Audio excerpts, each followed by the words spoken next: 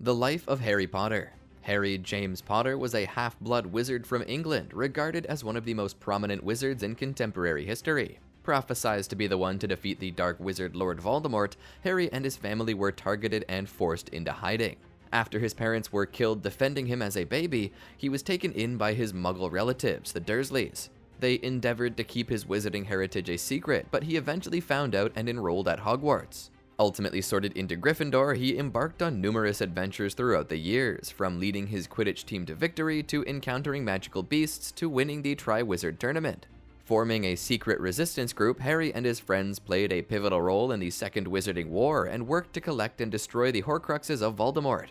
Following the war, Harry became an Auror who helped overhaul the Ministry of Magic. Welcome back to Stan Lee Presents. Today we're going to take a look at the life of Harry Potter. Before we get started, make sure you like the video and subscribe for more just like it. With that out of the way, let's get things started. Excelsior.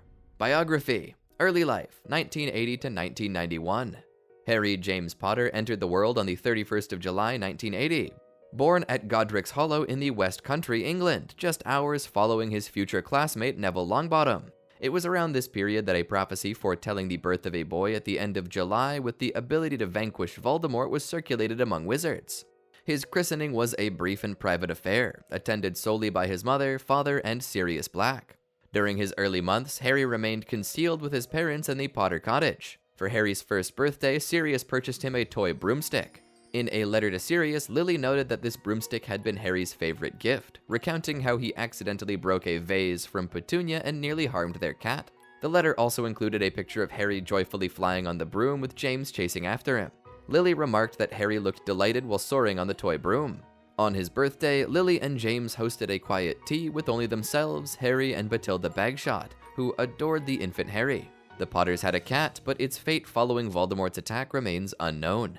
Concerned for their safety after Voldemort targeted them due to the prophecy, Albus Dumbledore proposed using the Fidelius charm to protect them. Although Dumbledore offered to be their secret keeper, the Potters had already decided to appoint Sirius. Following Sirius's advice, they changed the secret keeper to Peter Pettigrew, believing him less likely to arouse suspicion. Tragically, Pettigrew, a spy for the Death Eaters, betrayed the Potters' location less than a week later. Attack at Godric's Hollow, 1981. On the night of Halloween in 1981, Lord Voldemort arrived at Godric's Hollow and murdered James and Lily. James was the first to fall, attempting to distract Voldemort without his wand and being killed instantly. Voldemort then turned to Lily, who died protecting Harry. Her sacrifice prevented the killing curse from harming Harry, as her love acted as a shield. When Voldemort tried to curse Harry, the curse rebounded, and instead of killing Harry, Voldemort lost his powers and was reduced to a formless state. Voldemort's survival was ensured by the 5 Horcruxes he had created up to that point, which included his diary, Gaunt's ring, Slytherin's locket, Hufflepuff's cup, and Ravenclaw's diadem. Harry himself inadvertently became a Horcrux when a fragment of Voldemort's fractured soul latched onto him, imbuing him with some of Voldemort's abilities such as Parseltongue. This event singled out Harry as the only person known to survive the killing curse, earning him the moniker the Boy Who Lived. The failed curse left a lightning-shaped scar on his forehead, marking him as Voldemort's equal. This scar would prove to be both a curse and a blessing in the years ahead, creating a psychic connection between Harry and Voldemort, enabling each other to sense the other's emotions and thoughts.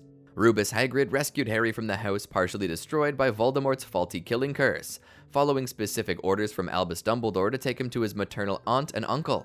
As Hagrid was leaving, he was intercepted by Sirius Black, a close friend of the Potters. Sirius pleaded for Hagrid to give the baby to him, as he was the designated guardian in the event of James and Lily's death.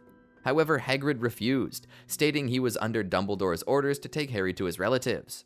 Reluctantly, Sirius relented and lent Hagrid his flying motorcycle to take Harry to Privet Drive, before leaving to find Pettigrew. Pettigrew subsequently faked his death and framed Sirius for his own death and that of 12 Muggles. Hagrid delivered Harry to Dumbledore late on the evening of the 1st of November, 1981. Dumbledore left a letter of explanation to the Dursleys, the family living in the house. On the 1st of September 1984, during the start of term feast, Albus Dumbledore mentioned Harry Potter's name to the residents of Hogwarts, assuring them he was safe and would attend Hogwarts when old enough. Life at Privet Drive. As the Dursleys were Muggles, they could not use magic. Though aware of its existence, they refused to associate with witches and wizards, proudly considering themselves to be a normal family and despising anything out of the ordinary, even if unrelated to magic.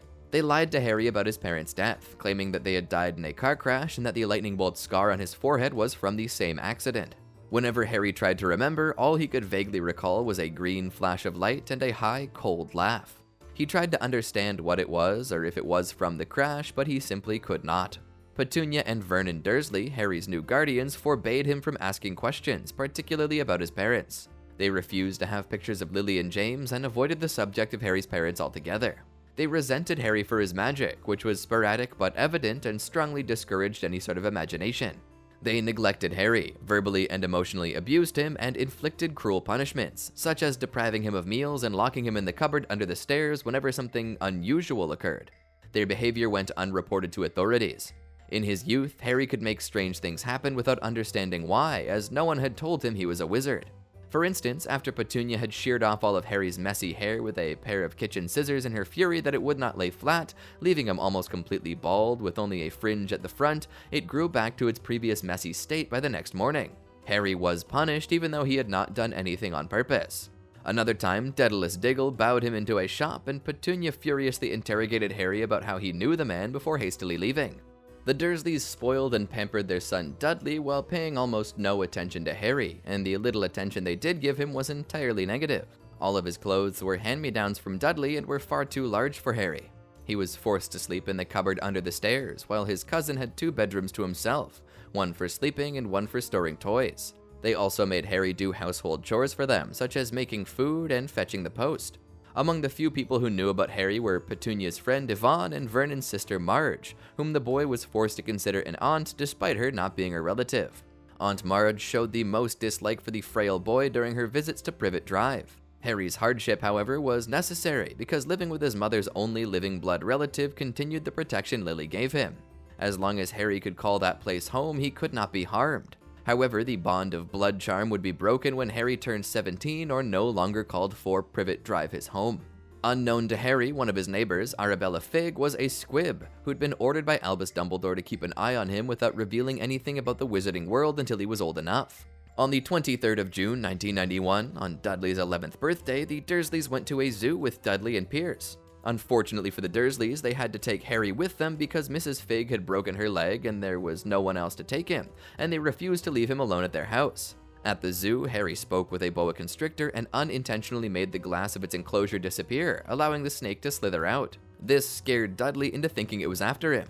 Harry communicated in Parseltongue with the freed boa, which briefly thanked him before calmly slithering out of the reptile house. After this incident, the enraged Dursleys sentenced Harry to his cupboard until the beginning of summer holidays. St. Gregory's Primary School. Harry attended St. Gregory's Primary School, a Muggle school with Dudley. He had no friends there, as all the students were afraid of Dudley's tough friends, who hated Harry simply because Dudley did. Dudley and his friends liked to play a game called Harry Hunting, which involved chasing Harry for hours. Although Harry was good at sports, he was always the last picked for a team because no one wanted to admit to Dudley that they liked him, rather than because he was no good. Discovery of being a wizard. Harry had no birthday celebrations until he turned 11, the day he discovered the exceptional reality about his identity. During the week of his birthday, hundreds of letters began arriving at the Dursleys' home, addressed to him from Hogwarts School of Witchcraft and Wizardry. When the Dursleys saw the first letter addressed to the cupboard under the stairs, they panicked at the thought of Harry's ill treatment being observed and transferred him to Dudley's second bedroom out of fear of being arrested for child abuse. This new location soon appeared on letters as the smallest bedroom. When Uncle Vernon first read the letter, he turned a pale porridge gray, fearing that witches and wizards were trying to contact Harry. In an attempt to keep Harry from his destiny, Vernon tried to destroy the letters, but they kept coming in increasingly large quantities, eventually flying out of the fireplace by the dozens. On the 30th of July 1991, in a final desperate move, the Dursleys relocated to a shack on a rocky island at the edge of the sea. At midnight on Harry's birthday, Rubus Hagrid appeared in person to find out why Harry had not received his letter. Infuriated by the Dursleys, he explained to Harry, despite Vernon's obstinate protests, that he was a wizard, how his parents died, that Dumbledore had demanded he take Harry from the ruined house to his hated relatives, and that he was to be sent to Hogwarts School of Witchcraft and Wizardry. This marked Harry's first birthday celebration, and Hagrid gave him a small homemade birthday cake and later a snowy owl, which Harry named Hedwig after finding the name in his textbook, A History of Magic by Bathilda Bagshot. This was the first good birthday present Harry ever received. Hagrid took Harry to the Leaky Cauldron, where he learned he was famous. He met Quirinus Quirrell, his soon-to-be Defense Against the Dark Arts teacher at Hogwarts, a witch named Doris Crockford, and Daedalus Diggle, the man who had bowed to Harry several years earlier. Hagrid then took Harry to Diagon Alley, where he learned more about his fame in the wizarding world and discovered that his parents had left him a small fortune in a vault at Gringotts Wizarding Bank. Harry bought his first wand from Ollivanders that very day. The wand that chose Harry was made of Hollywood with a phoenix feather core. It was 11 inches, nice and supple. The phoenix feather at its core came from Dumbledore's phoenix, Fawkes. It was crafted by Garrick Ollivander, who had also created a twin wand. The twin wand, made from yew, contained the only other feather supplied by Fawkes, and had chosen Tom Riddle as its master long ago.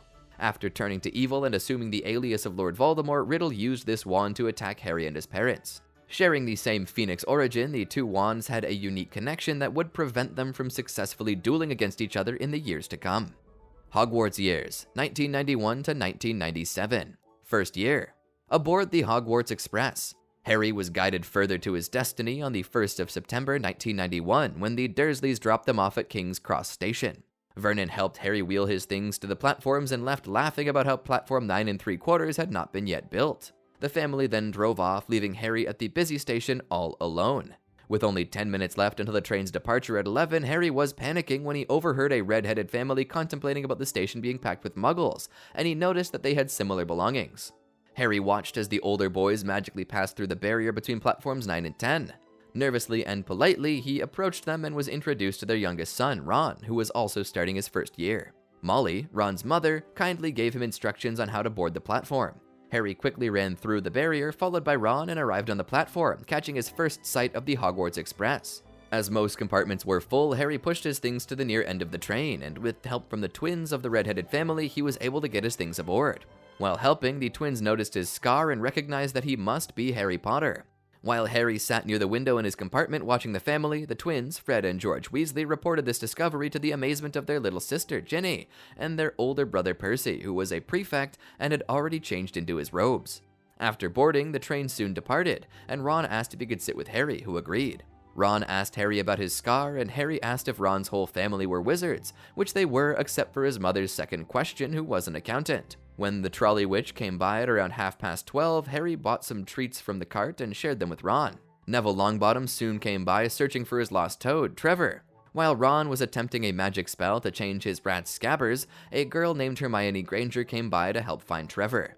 After Ron's spell failed, Hermione introduced herself and upon learning Harry's name, informed him that he was mentioned in several books on magical history. While speculating about which house they might be in, Harry and Ron were interrupted by Draco Malfoy, Vincent Crabbe, and Gregory Goyle. Although Draco attempted to ingratiate himself, Harry refused to shake his hand after he insulted Ron and his family. When Goyle attempted to take some of their chocolate frog cards, Scabbers bit his finger and helped drive them off. Ron explained that the Malfoy family had been on Voldemort's side, but later claimed they'd been bewitched, although his father didn't believe it. Upon arriving, Hagrid gathered all the first years and led them down a path to the edge of the Great Lake. In groups of no more than 4, they climbed aboard a fleet of small boats and sailed across the lake to an underground harbor. Helping to remind Neville to take his toad, Hagrid led them up a passageway to the gates of the castle. The sorting ceremony. The new students were welcomed at the castle door by Professor Minerva McGonagall, who explained the 4 houses of Hogwarts, along with the rules of the House Cup. McGonagall led the first years into a small room off the entrance hall and instructed them to wait until her return.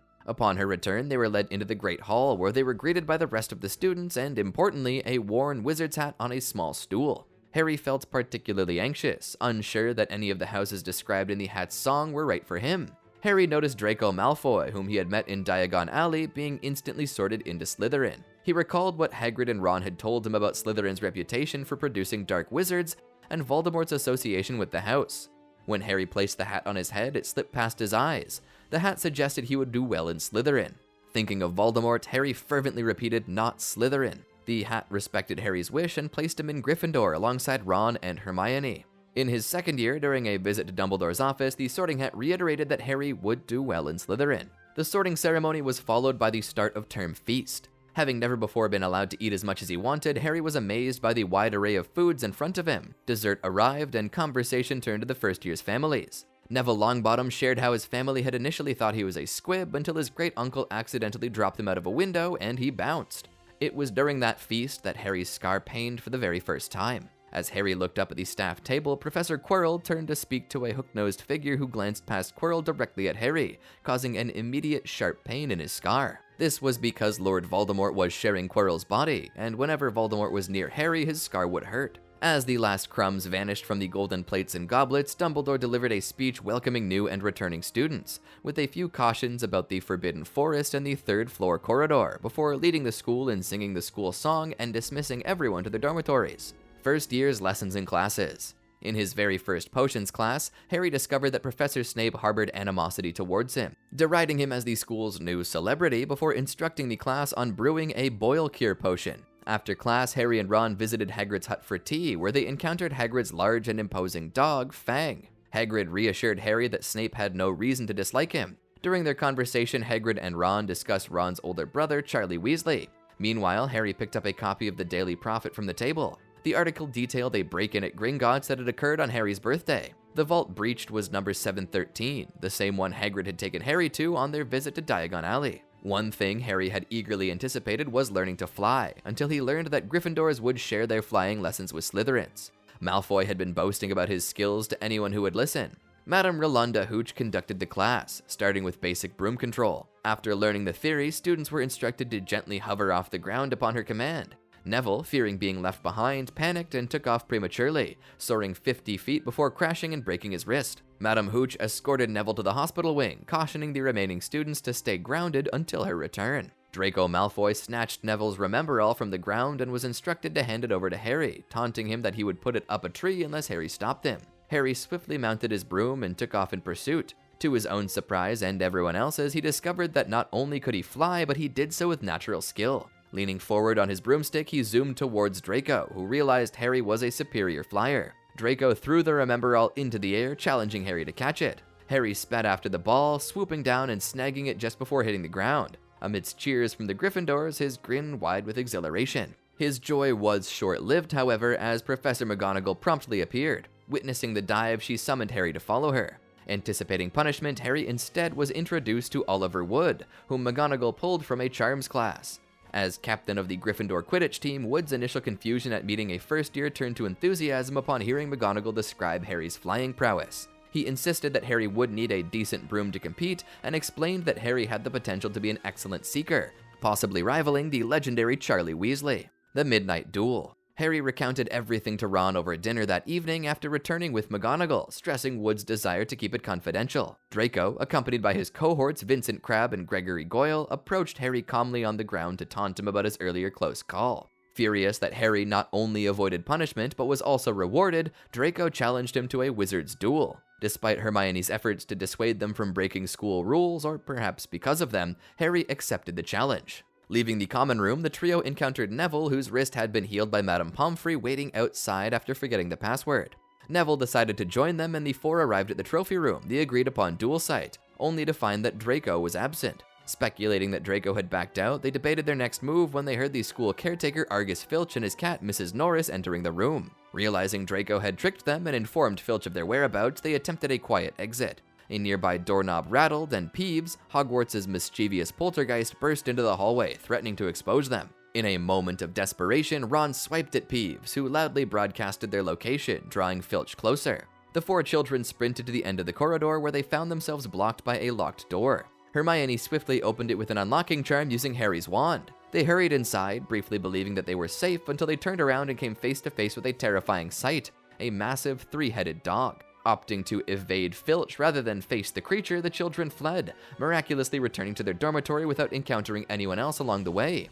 Though shaken by the night's events, Harry's curiosity was sparked by Hermione's observation that the dog guarded a trapdoor. The Nimbus 2000. During breakfast the following morning, Harry and Ron speculated about what Fluffy might be guarding when the mail arrived. Harry, who had only ever received Hagrid's letter previously, was as intrigued as everyone else by the long, oddly shaped package that morning. He was even more surprised than others when he discovered the contents: a Nimbus 2000, accompanied by a note from Professor McGonagall cautioning him not to open it at the table, and informing him of his upcoming Quidditch practice with Wood that night. Taking the broom up to their dormitory, Harry and Ron were intercepted by Malfoy, who grabbed the package and insisted that first-year students were not permitted their own brooms. When Professor Flitwick approached, Malfoy attempted to report Harry, but Flitwick, aware of Harry's special permission, instead expressed admiration for Harry's talent. Halloween. On Halloween, Professor Flitwick initiated his students into the levitation charm, with only Hermione mastering it successfully. Offended by her perceived superiority, Ron later made a hurtful comment about her lack of friends, which she overheard, prompting her tearful retreat to the girls' bathroom. Feeling remorseful, Harry and Ron found themselves caught up in the festive atmosphere of the Halloween feast later that evening. Midway through the feast, Quirrell burst in to announce the presence of a 12-foot mountain troll in the dungeons before collapsing. Prefects escorted students back to their dormitories, but Harry realized Hermione was unaware of the danger and persuaded Ron to join him in rescuing her, knowing that they were partially responsible. Sneaking into the girls' bathroom, they inadvertently trapped the troll inside, only realizing their error upon hearing Hermione's frightened scream. In a frantic effort to save her, Harry managed to lodge his wand up the troll's nose, while Ron used a levitation charm to knock the troll out with its own club. The commotion attracted the teachers, who found Harry, Ron, and Hermione covered in dust and the bathroom in chaos. Professor McGonagall, the Gryffindor head, chastised the boys for their reckless behavior. To their surprise, Hermione lied to McGonagall, claiming she had gone after the troll herself, believing she could handle it, and that Harry and Ron had come to rescue her. Recognizing the bond forged in crisis, the trio became friends from that moment onward. Quidditch. As the Quidditch season commenced, Harry's nerves heightened. The first match pitted Gryffindor against Slytherin, placing Harry under immense pressure to prove himself beyond his fame. Seeking solace, Harry borrowed a copy of Quidditch Through the Ages from Hermione, a comprehensive history of the sport she'd obtained from the library. During a break the day before the match, Harry, Ron, and Hermione gathered around a conjured jar of flames Hermione created to keep warm. Snape noticed their uneasy expressions and, seizing an opportunity to punish them, confiscated Harry's book under the flimsy pretense that library books were not allowed outside. Harry observed Snape limping, suggesting a leg injury, and strengthening his suspicions that Snape was interested in whatever Fluffy was guarding. Anxious about the upcoming match, Harry decided to confront Snape and reclaim his book. Knowing Snape would likely be in the staff room, Harry reasoned it would be harder for Snape to intimidate him with other teachers around. Approaching the staff room, Harry overheard Snape discussing Fluffy with Filch. Upon opening the door, he saw Filch assisting Snape in bandaging his leg. Returning to the common room, Harry recounted everything he had witnessed to Ron and Hermione. With little time to dwell on Snape's injury, the first Quidditch match commenced the next morning. As Gryffindor's seeker, Harry's primary task was to catch the elusive golden snitch, a walnut-sized ball that moves at incredible speeds and is challenging to spot. The outcome of the entire match hinged on capturing the snitch. Harry's initial attempt to seize the snitch was thwarted when the Slytherin seeker fouled him, resulting in a penalty that prevented Harry from reaching the snitch. Shortly after, Harry's broom began jerking violently as if attempting to throw him off. With each passing moment, the bucking grew more intense until Harry was left hanging on with just one hand. The crowd watched in horror, and some professors had their wands ready in case Harry fell. Ron and Hermione exchanged worried glances, each wondering if the other was responsible. Their concern deepened when Hagrid, who had come to watch the match, remarked that it would require powerful dark magic to so severely disrupt the broomstick, magic far beyond the capability of a second-year wizard, implying that it must have been cast by a skilled wizard.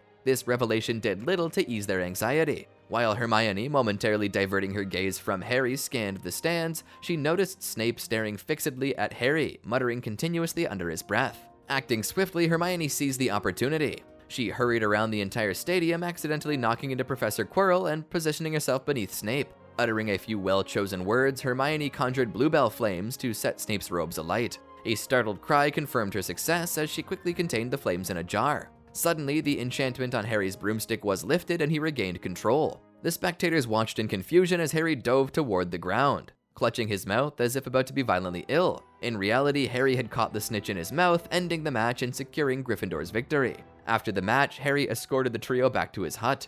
Ron and Hermione recounted what they had observed on the other side of the stands, Snape cursing Harry's broomstick. However, Hagrid was skeptical, questioning why Snape would try to harm Harry. Harry then disclosed Snape's encounter with the dog in the third-floor corridor. Surprised by their knowledge, Hagrid inadvertently revealed that the dog belonged to him, and that its guarding was a secret known only to Albus Dumbledore and a man named Nicholas Flamel. Christmas season. Impressed by Harry's ability to handle a bucking broomstick, Malfoy soon discovered that the rest of the school no longer found his taunts amusing, and instead resorted to mocking Harry for staying at Hogwarts during the holidays. Harry, however, eagerly anticipated spending Christmas away from the Dursleys, especially with Ron also staying at Hogwarts. They planned to research Nicholas Flamel during this time, hoping the librarian could quickly locate a relevant book without arousing suspicion, but they decided to search on their own to be safe. On Christmas morning, Harry and Ron woke up to find a pile of presents at the foot of their beds. At the bottom of the pile, Harry discovered a package containing an invisibility cloak and a note stating that it belonged to his father and to use it well. That night, Harry contemplated the cloak and decided to test it out. Realizing he could go anywhere unseen, he snuck back to the library and headed straight for the restricted section. Starting with a heavy book, Harry opened it and was startled when a blood-curdling scream erupted from its pages. Hastily returning the book to its place, he accidentally knocked over his lantern in his rush to leave. Evading Filch's pursuit through dark corridors, Harry fled the library, only to hear Filch's voice approaching again. Terrified to discover Snape accompanying Filch, Harry realized that while his father's cloak rendered him invisible, it did not make him insubstantial. With no way to slip past them in the narrow corridor, Harry acted quickly, albeit nervously, and spotted a door to his left. Slipping inside, he found himself in an abandoned classroom. As Filch and Snape passed by without noticing, Harry breathed a sigh of relief and took a moment to survey his surroundings in the quiet room. In his exploration, he noticed something he had overlooked initially: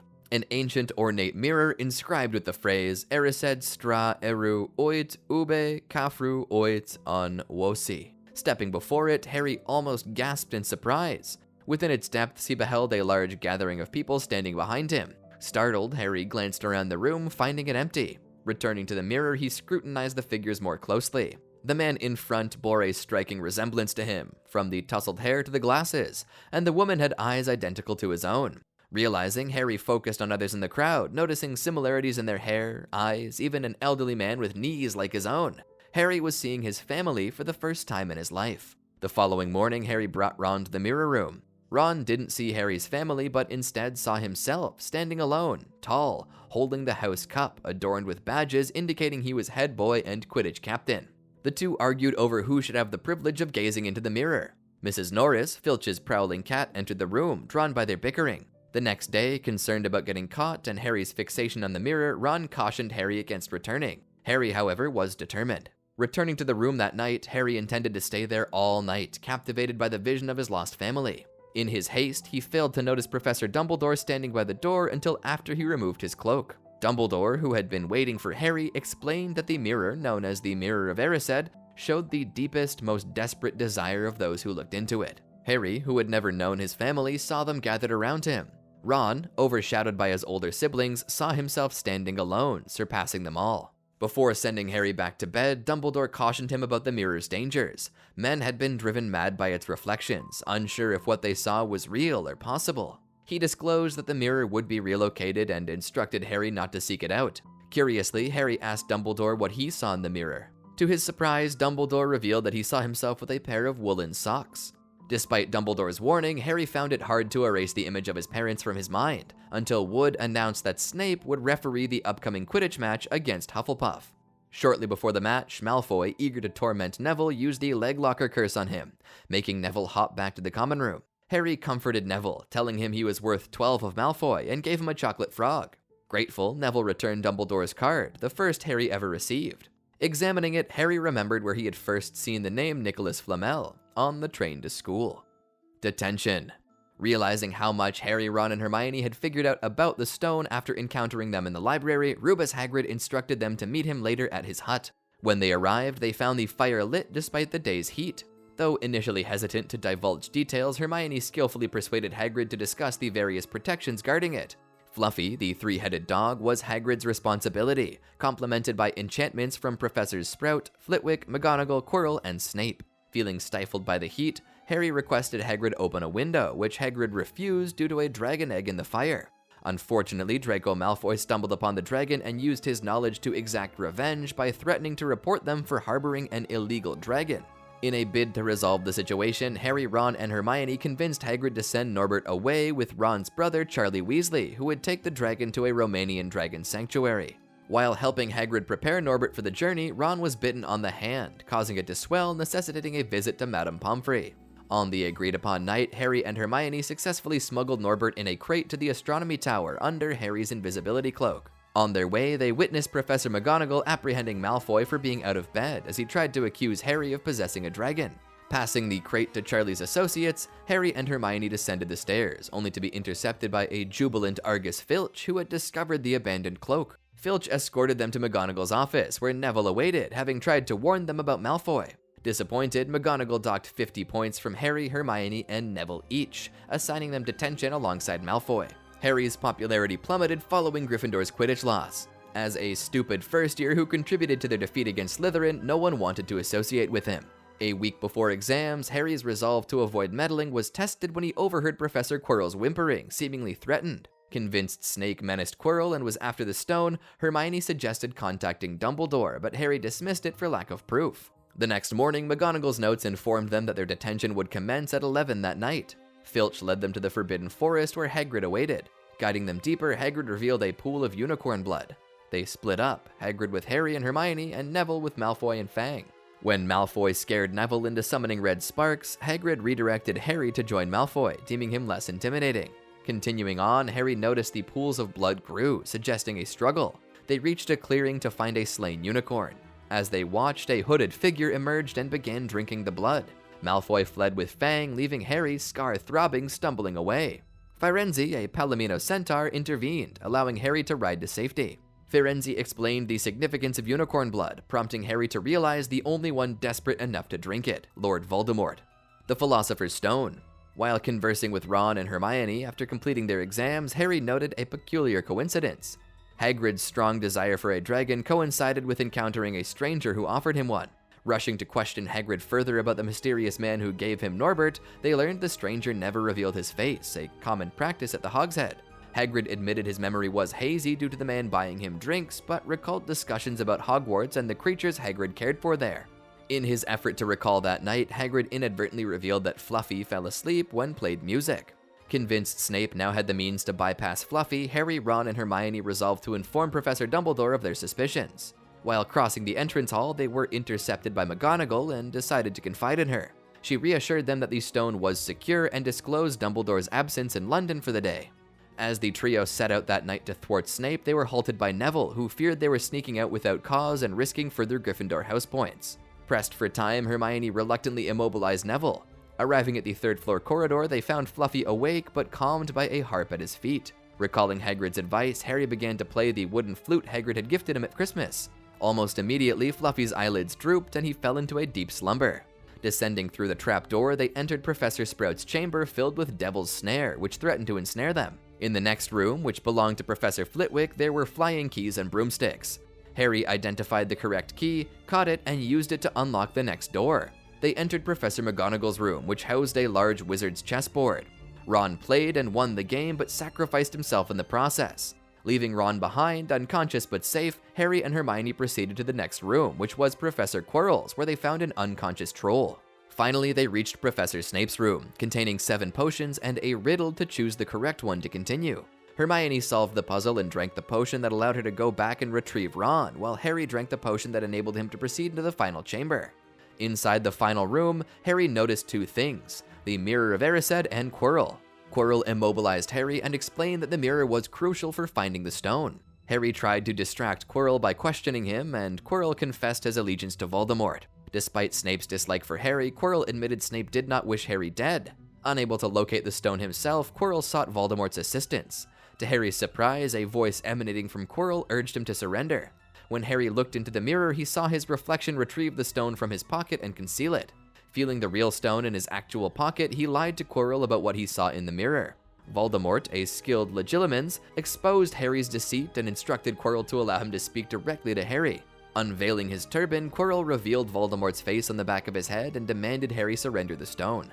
Refusing, Harry's touch caused Quirrell intense pain, forcing him to release Harry.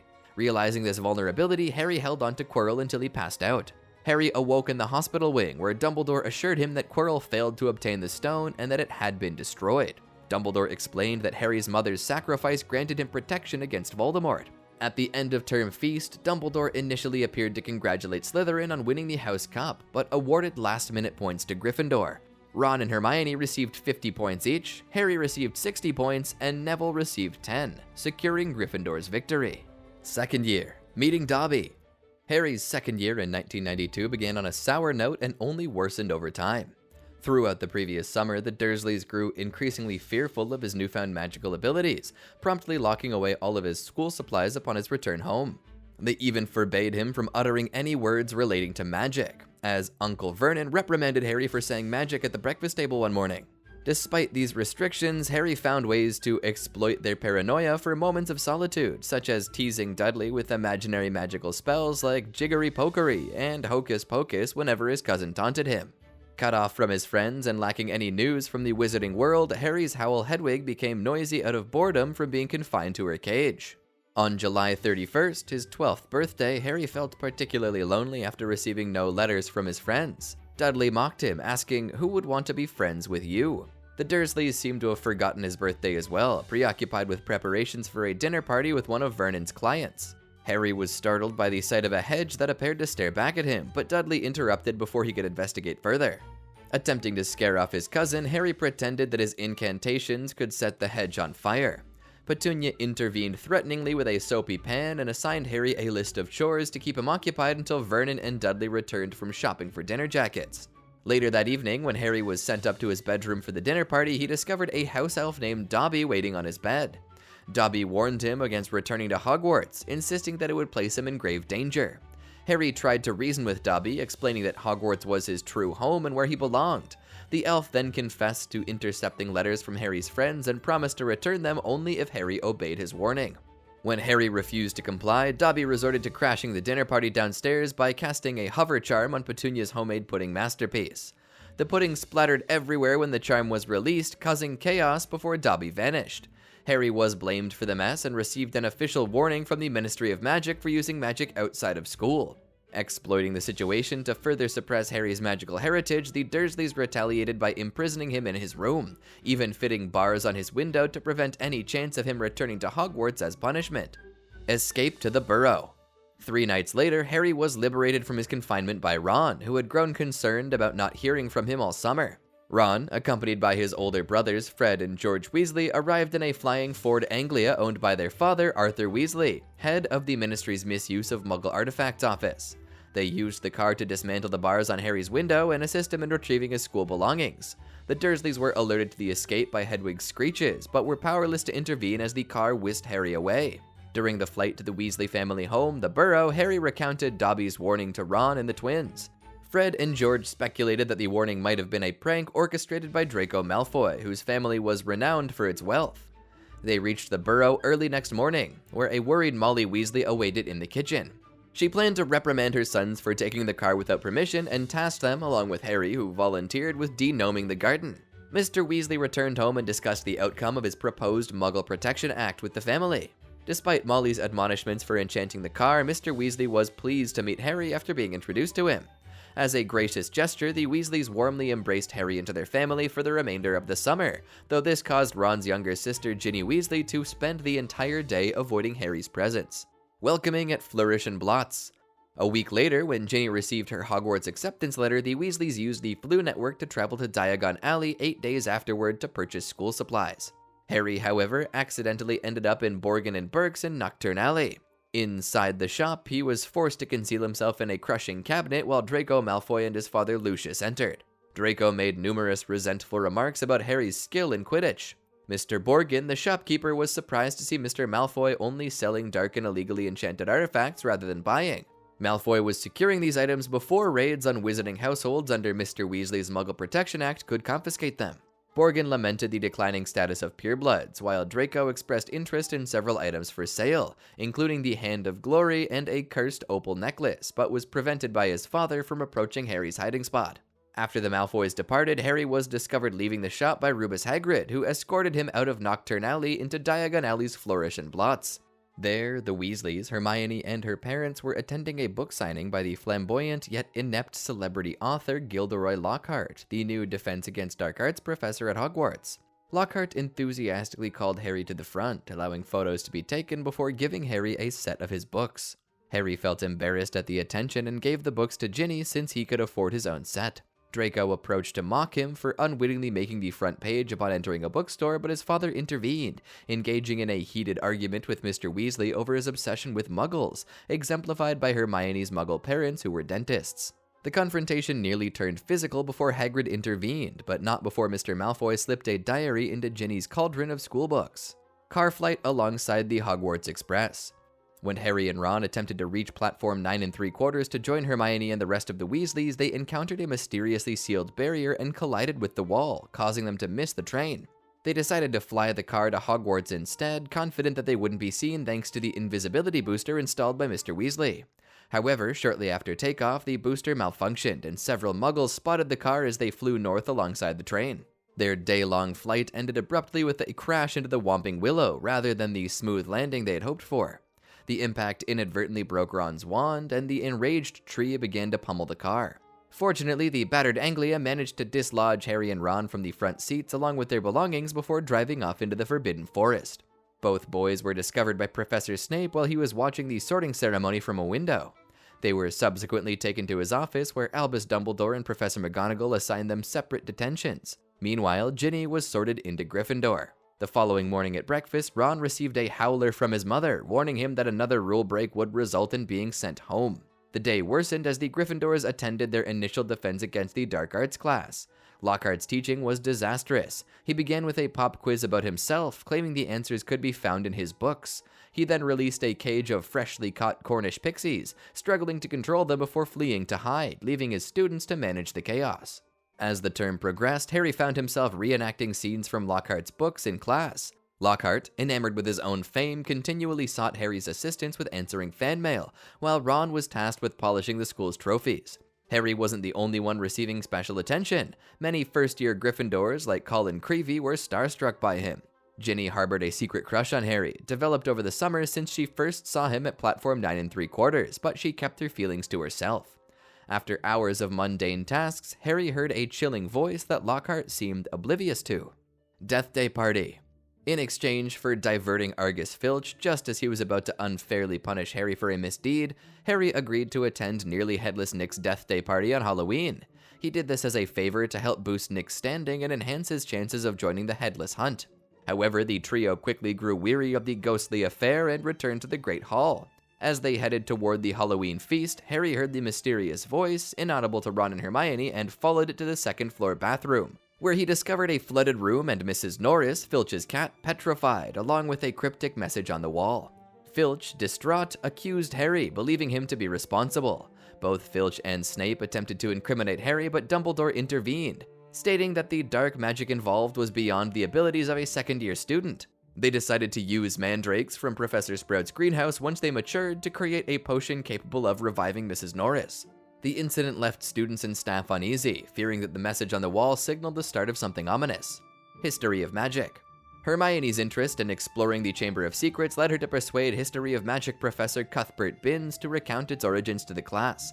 Binns began by recounting the founding of Hogwarts around 990 AD by 4 renowned wizards and witches of the time: Godric Gryffindor, Helga Hufflepuff, Rowena Ravenclaw, and Salazar Slytherin.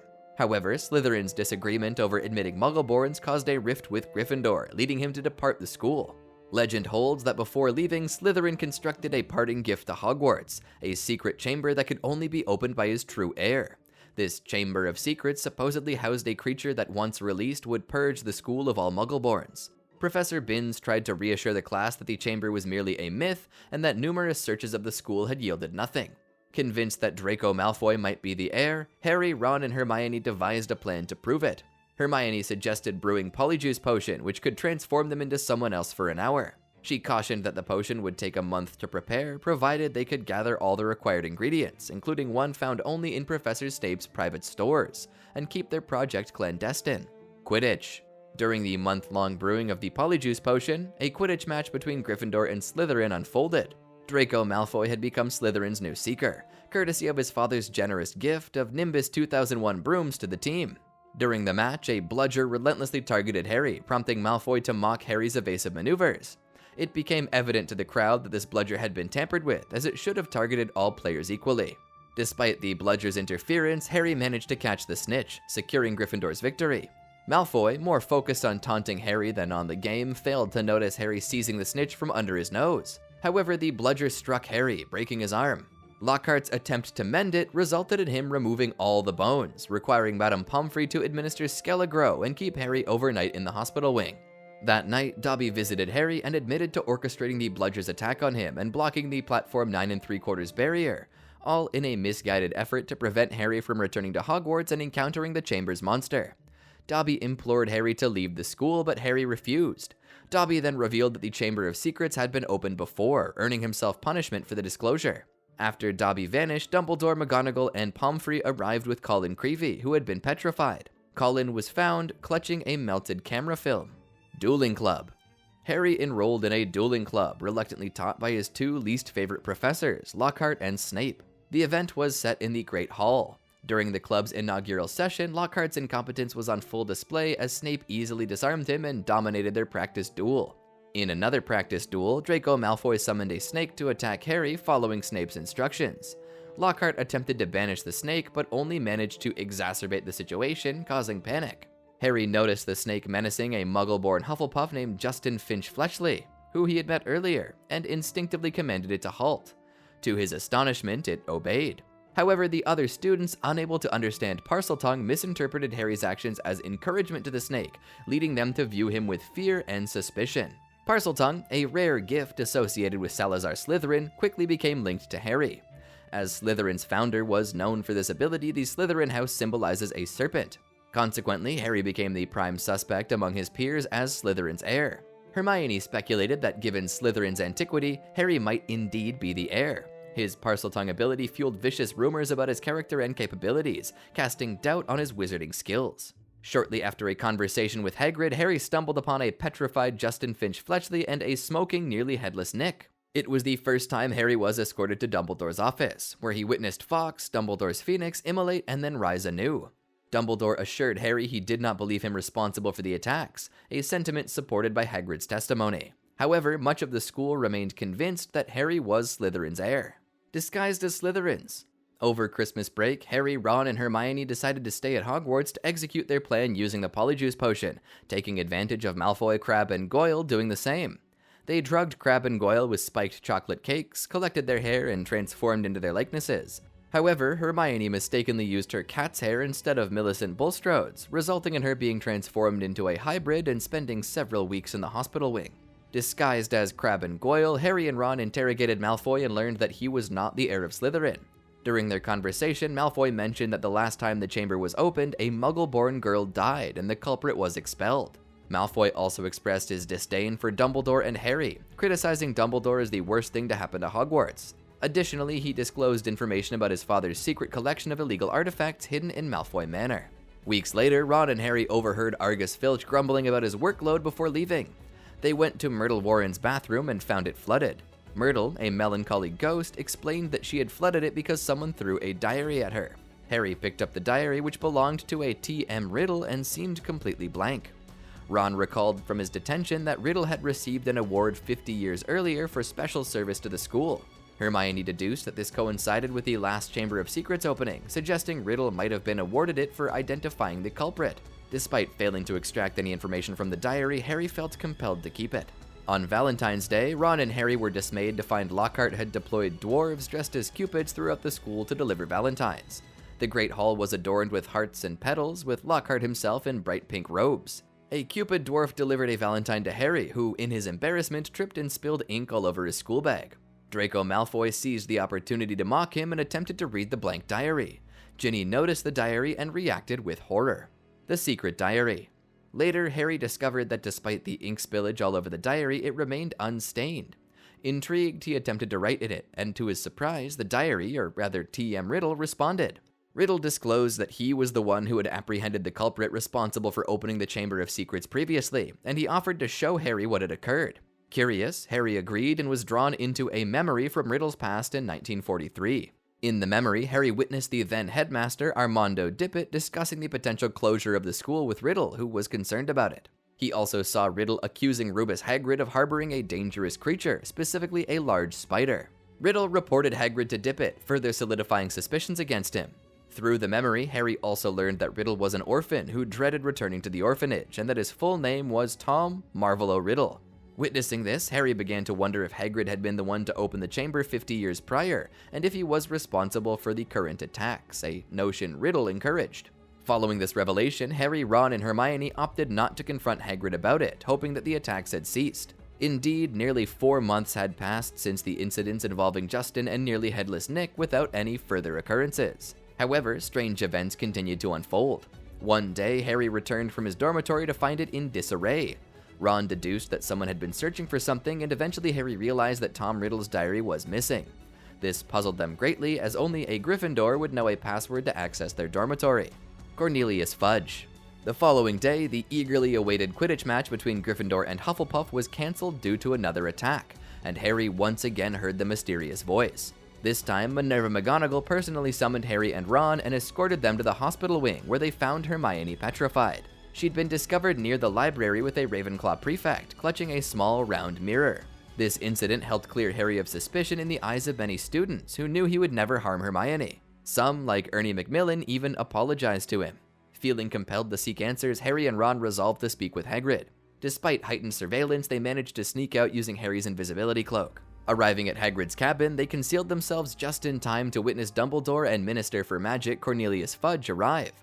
Fudge announced Hagrid's imminent transfer to the wizard prison Azkaban as a precaution, believing him to be responsible for opening the Chamber of Secrets in the past. Their discussion was interrupted by Lucius Malfoy, who asserted that he and the other Hogwarts governors had unanimously voted to suspend Dumbledore, a decision Harry and Ron found illogical, knowing it would only exacerbate the situation. Both Hagrid and Dumbledore shared parting words, with Hagrid cryptically advising Harry and Ron to follow the spiders if they sought the truth. Dumbledore emphasized that he would only truly leave Hogwarts when loyalty to him was gone, reassuring them that help would always be available to those in need at the school.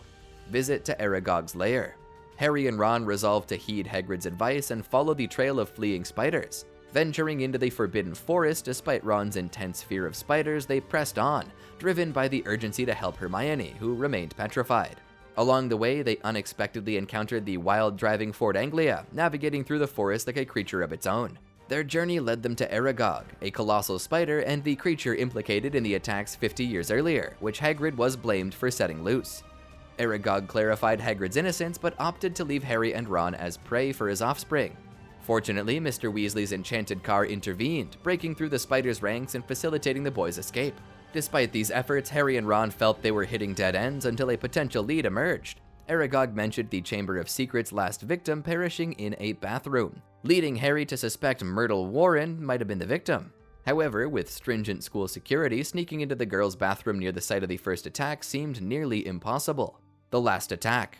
Later that same day, Harry and Ron managed to manipulate Lockhart, who was escorting them to their next class, into allowing them to leave by stroking his ego. Just as they congratulated themselves, they were intercepted by Professor McGonagall, prompting Harry to fabricate an excuse. They needed to visit Hermione in the hospital wing, now off-limits to visitors. Reluctantly complying to maintain their cover story, they arrived at Hermione's petrified form, where Harry noticed a tightly clutched piece of paper in her hand. This note revealed Hermione's discoveries before her attack.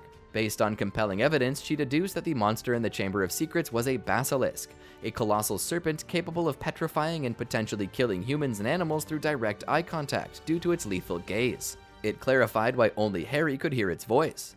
None of the victims had died because they had not looked directly at it. Colin Creevey saw it through his camera lens, Justin Finch-Fletchley through nearly headless Nick, already deceased, Mrs. Norris through a reflection in the water from a flooded bathroom, and Hermione had used a mirror to peer around corners once she pieced things together.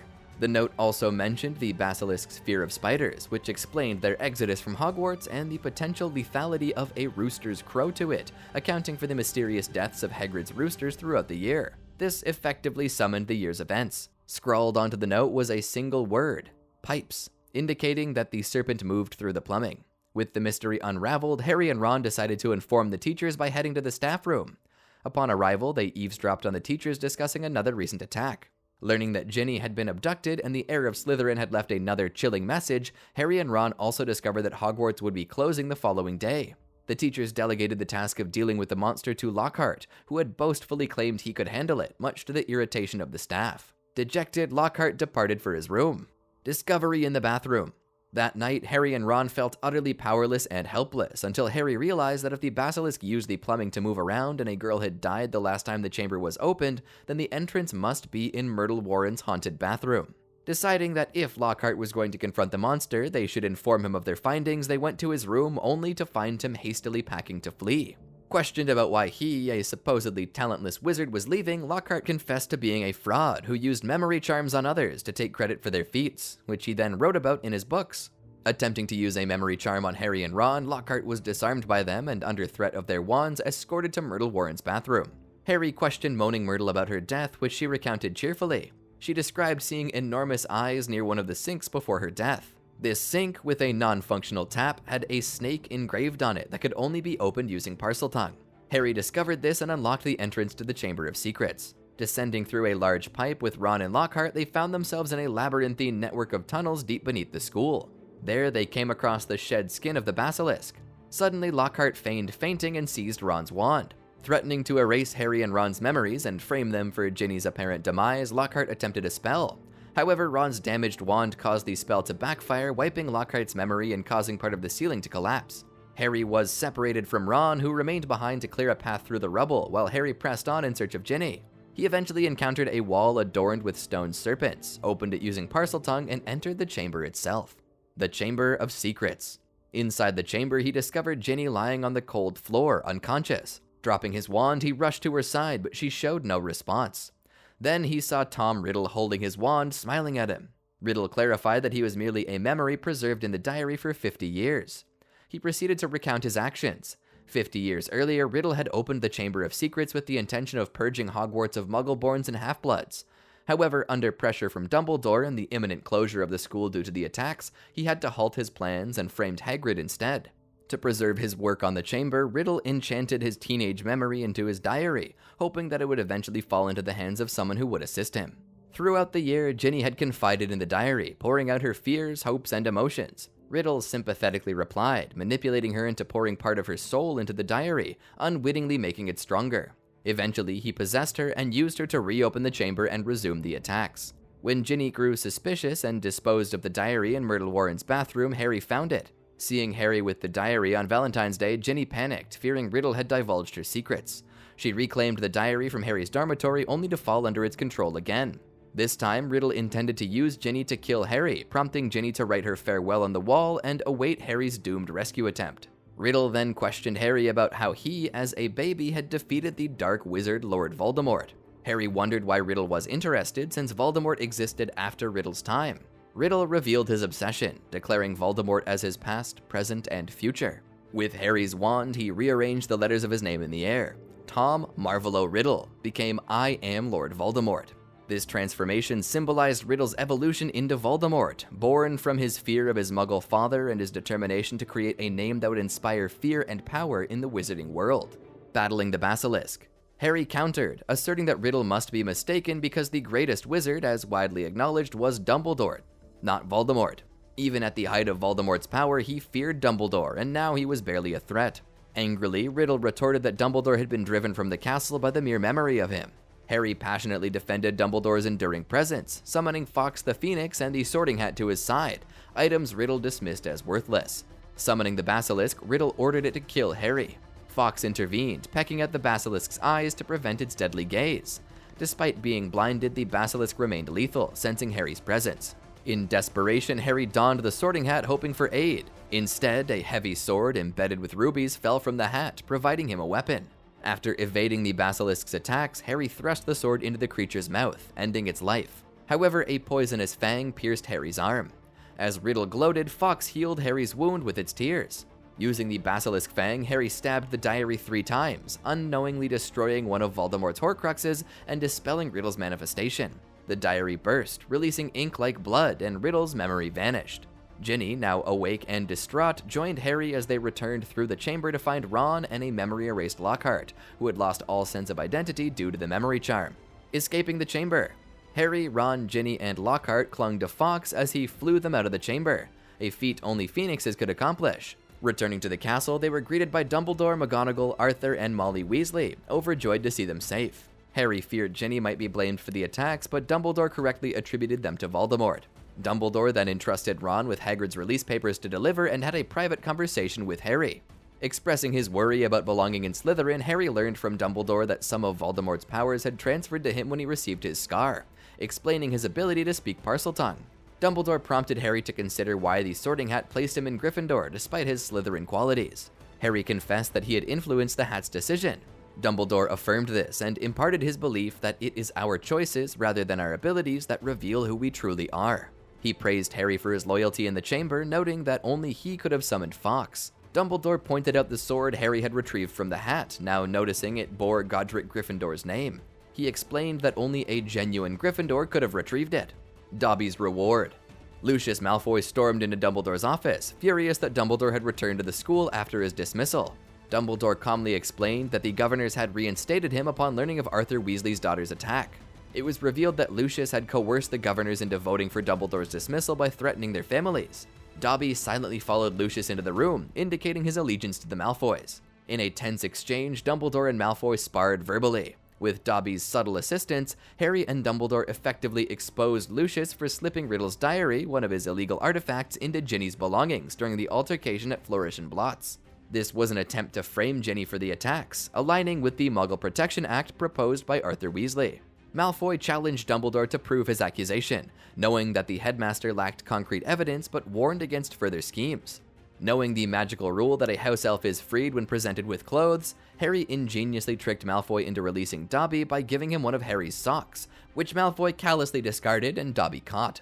Angered by Harry's subversion, Malfoy attempted to harm him, but Dobby intervened, saving Harry. Grateful for his freedom, Dobby thanked Harry warmly and departed. At the final feast, Dumbledore delighted the students by announcing the cancellation of all final exams to Hermione's chagrin and declared that Lockhart would not be returning to Hogwarts. Third year, inflation accident. Harry's third year in 1993 began with similar challenges to the previous one and gradually became more disheartening. Over the summer, the Dursleys grew increasingly fearful of Harry's magical abilities, forbidding him from interacting with neighbors immediately upon his return home. They even punished him for sharing their phone number with his friends, as evidenced by Uncle Vernon's reprimand when Ron called. Despite these restrictions, Harry continued to study magic each night, sneaking his school supplies into his room while Aunt Petunia and Dudley were distracted by Vernon's new company car. He had little contact with his friends and received no news from the Wizarding World after the phone incident. On July 31st, Harry's 13th birthday, the Dursleys forgot about it entirely, preoccupied with preparing for Aunt Marge's visit. Harry was intrigued to find a copy of the Daily Prophet among the mail from Errol, which reported that Ron had returned from Egypt after visiting his oldest brother Bill Weasley, a cursebreaker at Gringotts. Arthur Weasley had funded the trip using 700 galleons won in the Daily Prophet Grand Prize Galleon Draw. The article featured a photo of the Weasleys in front of a pyramid. When Harry received his Hogsmeade permission form, he worried about persuading his aunt or uncle to sign it. They agreed to sign it the next morning, contingent on Harry behaving during Aunt Marge's visit. However, during dinner 3 days later, Marge insulted Harry's mother's memory, calling her a bad egg who ran off with a scoundrel, and left Harry as the result in front of them. Enraged, Harry accidentally made Marge's wine glass explode. On the final day of her visit, Marge's insults turned to Harry's father, upsetting him deeply. Losing control of his magic, Harry accidentally inflated Marge with the inflating charm. Vernon demanded Harry reverse the spell, but Harry refused, instead packing his school things and leaving the house, fearing expulsion from Hogwarts by the Ministry of Magic for using underage magic outside of school, a warning he had already received. That night, Harry was picked up on Magnolia Crescent by the Night Bus, a triple-decker wizard transport. Meanwhile, 2 members of the Ministry's Accidental Magic Reversal Squad were dispatched to deflate and obliviate Marge. During the ride to the Leaky Cauldron, the conductor Stan Shunpike gave Harry a copy of the Daily Prophet, featuring a front-page story about the Ministry's ongoing efforts to recapture Sirius Black, a convicted Voldemort supporter who had recently escaped from Azkaban, the first person to do so in 12 years, after being imprisoned for mass murder with a blasting curse. At the Leaky Cauldron, Cornelius Fudge awaited Harry, visibly relieved. To Harry's relief, Fudge took no action against him, as accidental magic did not violate the decree for the reasonable restriction of underage sorcery. However, he criticized Harry's decision to run away as irresponsible, despite the commotion it caused at the Ministry. As a gesture of goodwill, Fudge arranged for Harry to stay at the Leaky Cauldron Inn for the remainder of the summer, though Harry couldn't shake a suspicion about Fudge's tone. Stay at the Leaky Cauldron. After finishing his shopping for school supplies in Diagon Alley 3 weeks later, Harry discovered Ron and Hermione searching for him at Florian Fortescue's ice cream parlor, where the Weasleys were also staying. They had also heard about Harry inflating Aunt Marge, with Ron finding it amusing while Hermione marveled at why Fudge had let Harry off so easily. Ron, however, was more concerned about his pet rat Scabbers, who had fallen ill since returning from Egypt, possibly due to travel stress, so he and Harry went to the magical menagerie to purchase a rat tonic. Later that night at the Leaky Cauldron, Harry overheard a concerned conversation between Molly and Arthur Weasley about Sirius Black's escape and its connection to Harry. According to Mr. Weasley, after Voldemort's downfall, Black lost everything he hoped to gain but remained loyal to the Dark Lord's cause. The Ministry feared that Black's motive was to use Harry to restore Voldemort to power, as evidenced by Fudge's report from Azkaban, stating that Black repeatedly muttered, "He's at Hogwarts in his sleep." This revelation unsettled Harry, realizing that Fudge had let him go because he was relieved Harry was safe after running away. Despite trusting Hogwarts as a safe haven due to Dumbledore's presence, the senior Weasleys acknowledged that if Black could break out of Azkaban, he could potentially break into the school as well. Delay on the Hogwarts Express. Upon boarding platform 9 3/4, Mr. Weasley pulled Harry aside to caution him against seeking out Black, but Harry insisted he had no intention of pursuing someone who wished him harm. Finding only one vacant compartment on the Hogwarts Express, Harry, Ron, and Hermione shared it with Remus Lupin, a friend of Harry's parents recently appointed as the new Defense Against the Dark Arts professor at Hogwarts. Harry recounted what he had heard about Black targeting him as the train stopped halfway to Hogwarts, allowing a Dementor, one of the wraith-like beings from Azkaban capable of draining happiness and sanity, to search for any sign of Black. Harry and Ginny were particularly affected by the Dementor due to their traumatic experiences. Harry from witnessing his parents' murder, and Ginny from her possession by Voldemort's memory through the diary the previous year. They were nearly overcome by the Dementor's deadly kiss when Lupin cast a powerful Patronus charm to drive it away. Overwhelmed, Harry passed out to the echo of his mother's scream, but revived when Lupin gave him chocolate to recover and sent word to Professor McGonagall that Harry was unwell. Elective classes. Classes began the following day. Harry, Ron, and Hermione made their way to the North Tower for their first divination lesson with Sybil Trelawney, who practiced predicting future events using tea leaves. In Harry's teacup, she saw a black dog, which Trelawney identified as the Grim, an omen of death. This troubled Harry, recalling the black dog he encountered previously when he ran away. During Transfiguration with Professor McGonagall, Harry learned that Trelawney had predicted the deaths of several students in the past, none of whom had actually died. Hermione, meanwhile, had taken on nearly twice the usual class load, attending overlapping lessons. While she found Lupin's classes enjoyable, Hagrid's became less engaging. In their Care of Magical Creatures lesson, Hagrid introduced them to hippogriffs. Despite initial nerves, Harry successfully approached and rode a gray hippogriff named Buckbeak. Draco Malfoy deliberately provoked the hippogriff, leading it to attacking him. Draco reported this incident to his father, who then lodged a complaint against Hagrid with the Department for the Regulation and Control of Magical Creatures, specifically the Committee for the Disposal of Dangerous Creatures. Meanwhile, tensions arose between Hermione and Ron due to Crookshanks persistently targeting Scabbers. Sirius Black's first break-in. Harry discovered that Black had been spotted near Hogwarts. During a potions lesson, Malfoy hinted that Black might be linked to Harry's past. In Defense Against the Dark Arts, Lupin instructed the third years about boggarts, creatures that transform into a person's greatest fear. The class confronted the boggart, making it take on a humorous form. When it was Harry's turn, the boggart turned into a Dementor, but Lupin intervened and banished it. On Halloween, third years visited Hogsmeade, but Harry was prohibited from going because his guardians had not signed his permission for him. He spent the day in Lupin's office, chatting over tea. Lupin explained that he had prevented Harry from facing the boggart because he didn't want it to turn into Lord Voldemort. Later that day, Ron and Hermione returned from Hogsmeade to find the fat lady's portrait slashed and her missing. Sirius, in his animagus form, had snuck into the castle undetected. After transforming back, he tried to enter Gryffindor Tower but was denied by the fat lady due to the lack of password. Frustrated, Black slashed the portrait and fled. Peeves informed everyone of Black's attack, reporting he had seen the fat lady fleeing through other portraits. Dumbledore, Percy Weasley, and Argus Filch set off to find her. Marauder's Map. On the last weekend before the holidays, while other students enjoyed their visit to Hogsmeade, Harry once again could not join. To lift his spirits, Fred and George shared their knowledge of secret passages in and out of Hogwarts. As a Christmas gift, they gave Harry the Marauder's Map and taught him how to use it. The map displayed Hogwarts' secret passages, corridors, classrooms, offices, common rooms, and the whereabouts of every person on the grounds. Using the Marauder's Map, Harry sneaked into Hogsmeade and met Ron and Hermione at Honeydukes, where they discussed which sweets to get for him. They later visited the Three Broomsticks, a pub managed by Madame Rosmerta. When Cornelius Fudge, Minerva McGonagall, Phileas Flitwick, and Rubus Hagrid arrived, Harry hid under the table to avoid being seen. Sneaking back into the school, he overheard a troubling conversation that deeply affected him. Sirius Black, his parents' best friend and godfather, was accused of betraying them as the Potters' secret keeper, revealing their location to Voldemort and allegedly murdering their friend Peter Pettigrew along with 12 Muggle bystanders. Peter's severed finger was presented as evidence of his demise. The Firebolt. During a Quidditch match, several Dementors approached Harry, causing him to faint and fall off his broomstick. Albus Dumbledore intervened to prevent Harry from hitting the ground, but his Nimbus 2000 ended up colliding with the Whomping Willow and was destroyed, much to Harry's dismay. At Christmas, Harry received a new, top-of-the-line Firebolt broomstick, though Hermione suspected Black was the anonymous donor. She reported this to Professor McGonagall, who confiscated the broom for examination. Harry and Ron were angry with Hermione and stopped speaking to her. Months later, when the broom was returned, the boys attempted to reconcile, but their efforts went awry when Ron discovered that Scabbers was missing. Ron accused Crookshanks after finding cat hairs and blood in their dormitory. Ron was deeply upset by the apparent loss of Scabbers, and despite efforts from Harry and the twins, they were unable to console him. The Patronus. Harry began his lessons with Lupin, who introduced him to the Patronus charm, a spell used to repel Dementors. Harry struggled initially, as mastering the charm was well beyond his current level. During their first session, Lupin revealed his past friendship with Harry's father, James, and his knowledge of Sirius Black. By February, Harry had made significant progress in casting the Patronus charm after several lessons with Lupin, although he hadn't perfected it yet. At the end of one lesson, Lupin discussed the Dementor's Kiss, a fate awaiting Sirius Black according to the Ministry's decree.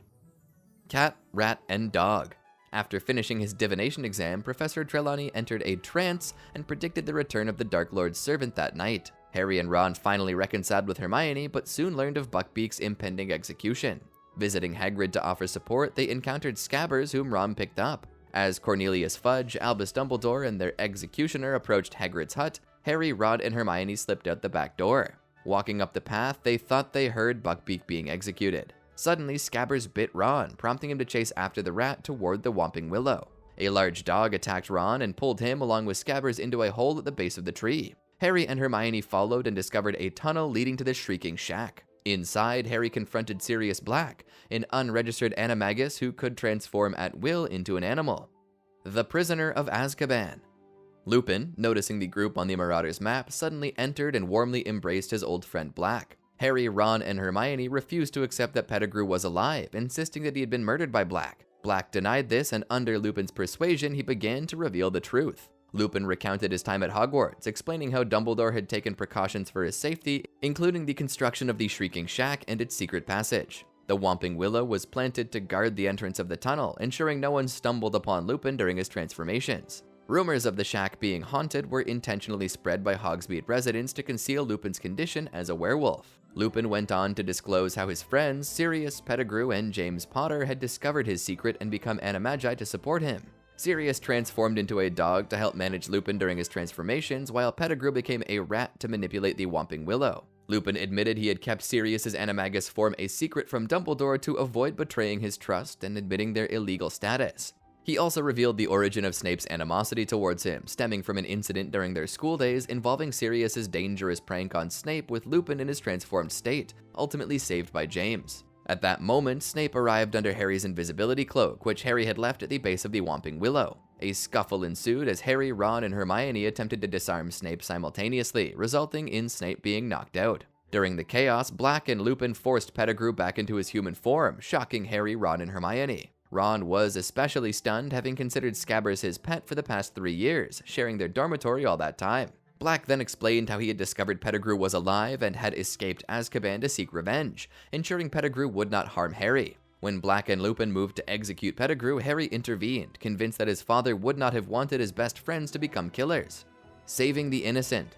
As the group made their way back to the castle, the full moon ascended, triggering Lupin's transformation into a werewolf. Amidst the chaos, Pettigrew managed to escape, while Sirius morphed into his dog form to shield the others from Lupin's rampage. Lupin fled, leaving Sirius gravely injured. Dementors closed in on Sirius, poised to administer the Dementor's Kiss, when Harry witnessed a mysterious figure in the distance conjure a powerful Patronus in the form of a stag, dispersing the malevolent beings. Convinced it was his father, or perhaps his spirit, who cast the Patronus, Harry watched helplessly as Dementors captured Sirius and transported him to the castle for soul-sucking. Later, Hermione disclosed to Harry her possession of a time turner, allowing them to revisit the past by 3 hours and witness their earlier selves' actions. They successfully freed Buckbeak and returned to the Whomping Willow. In a critical moment, Harry realized that the enigmatic figure he had seen earlier was actually himself. He had cast the Patronus and drove away the Dementors. Together, Harry and Hermione liberated Sirius, who escaped with Buckbeak. Racing back to their starting point, they encountered Dumbledore exiting the hospital wing, concluding their journey. Following Sirius's second escape, Severus Snape stormed into the hospital wing and accused Harry, but departed without evidence. Minister Fudge pledged to remove the Dementors after their attempt to administer the kiss on Harry. Draco Malfoy seethed over Buckbeak's escape, contrasting Hagrid's jubilation. Snape inadvertently revealed Lupin's lycanthropy, leading to his resignation. Harry visited Lupin in his office, where the Marauders map was returned to him. When Harry confided Professor Trelawney's prophecy to Dumbledore, the headmaster reassured him not to harbor guilt over sparing Pettigrew's life. On the journey back to the train, Harry received a letter from Sirius, who explained sending the firebolt and granting Harry permission to visit Hogsmeade. Fourth year. Journey to the Quidditch World Cup. Harry woke from a nightmare at the Dursleys' residence on Privet Drive. In his dream, he saw Muggle Frank Bryce, who had discovered Voldemort's plans to reward Pettigrew for aiding in capturing Ministry employee Bertha Jorkins. Voldemort had extracted information from Jorkins before killing her. Bryce was found by Voldemort's snake Nagini, who fatally attacked the elderly gardener for spying. Harry woke with his scar hurting and thought about writing to his friends or Dumbledore, but decided to write to Sirius instead. The following day, a letter from Mrs. Weasley arrived at the Dursleys, inviting Harry to join Hermione and the Weasleys at the Quidditch Cup final between Ireland and Bulgaria. Vernon initially refused, but the mention of Sirius Black persuaded him to allow Harry to go. Harry promptly replied to Ron, and on Sunday afternoon, the Weasleys attempted to use flue powder in the Dursleys' electric fireplace, causing chaos. On August 25, 1994, Harry, the Weasley family, excluding Mrs. Weasley, and Hermione attended the Quidditch World Cup. Cedric Diggory and his father, Amos, joined them at Stoats Head Hill. It was during this event that Harry first learned about foreign wizarding schools, a topic he had not previously considered. Reappearance of the Dark Mark. The night following the match, amidst the Irish supporters' jubilation, a group of cloaked figures conducted their own terrifying festivities by using Levicorpus to suspend the Muggle camp manager and his family in the air like puppets. They proceeded to ransack and vandalize everything in sight. Acting on Mr. Weasley's orders, Harry escaped into the nearby woods along with Ron, Hermione, Fred, George, and Ginny. Within the chaos, Harry realized he had lost his wand, speculating it must have slipped out of his pocket. The trio encountered Draco Malfoy in the woods, who strongly implied that his father was one of the hooded wizards. Malfoy also offered a sinister remark about Hermione's blood status, suggesting she would be safer away from the cloaked figures. Later, Harry discovered that Barty Crouch Jr. had stolen his wand. While in a clearing, Harry, Ron, and Hermione heard the incantation Mors Mordre summoning the Dark Mark, a green skull with a serpent protruding from its mouth into the sky. Though Harry initially didn't grasp its significance, he soon learned of the Dark Mark's ominous meaning. Subsequently, Barty Crouch Sr., Amos Diggory, and other Ministry of Magic officials apparated into the clearing and interrogated Harry, Ron, and Hermione about the Dark Mark. When Harry mentioned hearing another voice conjuring it, the Ministry officials searched the area and discovered the house elf Winky unconscious in the bushes. With Harry's wand found in Winky's possession, Mr. Crouch dismissed her for bringing disgrace upon his family. Mad-Eye Moody. At the start of term feast at Hogwarts, Professor Dumbledore announced the revival of the Tri-Wizard Tournament, an inter-school competition to include Beauxbatons Academy of Magic and Durmstrang Institute. New regulations stipulated that only students aged 17 and above could participate, citing safety concerns. Additionally, Dumbledore introduced Mad-Eye Moody, a former Auror, as the new Defense Against the Dark Arts professor. This announcement elicited varied reactions, giving Moody's reputation as a skilled Auror, eccentric nature, and his magical eye, earning him the nickname Mad-Eye. During Moody's first lesson with the fourth-year Gryffindors on a Thursday, he disclosed that he would only be teaching for the year and proceeded to demonstrate the unforgivable curses. Despite some apprehension among the students, particularly Neville, Moody showcased all three curses using spiders as test subjects: the Imperious Curse, Cruciatus Curse, and Killing Curse. He also emphasized that the use of these spells warranted an immediate sentence to Azkaban. The Goblet of Fire. Around Halloween, the students from Beauxbatons Academy of Magic and Durmstrang Institute arrived at Hogwarts. The arrival of the famous international Quidditch star Victor Crumb caused a lot of excitement, especially among the girls. Victor Crumb, Fleur Delacour, and Cedric Diggory were chosen to represent their respective schools in the Tri-Wizard Tournament. However, Harry was mysteriously selected as a fourth competitor despite being underage and not entering his name into the Goblet of Fire. This shocked everyone present, and many, including Ron and fellow Gryffindors, doubted Harry's story, believing it to be another bid for fame and glory. This caused extreme tension between Harry and Ron, leading to a prolonged silence between the friends. Ron began spending more time with Dean Thomas and Seamus Finnegan. Hermione, on the other hand, accepted his story without question and explained Ron's recent behavior towards Harry as stemming from jealousy. She later helped Harry prepare for the tournament by teaching him useful spells, such as the summoning charm which Harry used in the first task. A few days after his name unexpectedly came out of the goblet, Harry attended the wand weighing ceremony where his wand was inspected. Following a lengthy photo shoot with the champions and judges, Harry went to dinner and then returned to Gryffindor Tower. There, Ron informed him that he had an owl and their detention would start later. The letter was from Sirius, telling Harry he would contact him on the 22nd of November at 1 a.m. Harry was to be alone at the fireplace in the Gryffindor common room at that time. Meanwhile, the notorious Daily Prophet reporter Rita Skeeter asked Harry many leading questions, took everything he said out of context, and wrote a ludicrous article about him and Hermione. It claimed that Hermione was Harry's girlfriend and that she'd been toying with him while seeking the affections of Viktor Krum, who was very much smitten with her. During this time, Harry faced even more turmoil as the majority of the student body made everyday life difficult for him. Hufflepuffs believed that Harry was stealing the spotlight from their house, and Draco Malfoy did everything in his power to make Harry miserable. Malfoy accomplished this by making and mass-producing Potter Stinks badges, which many students wore.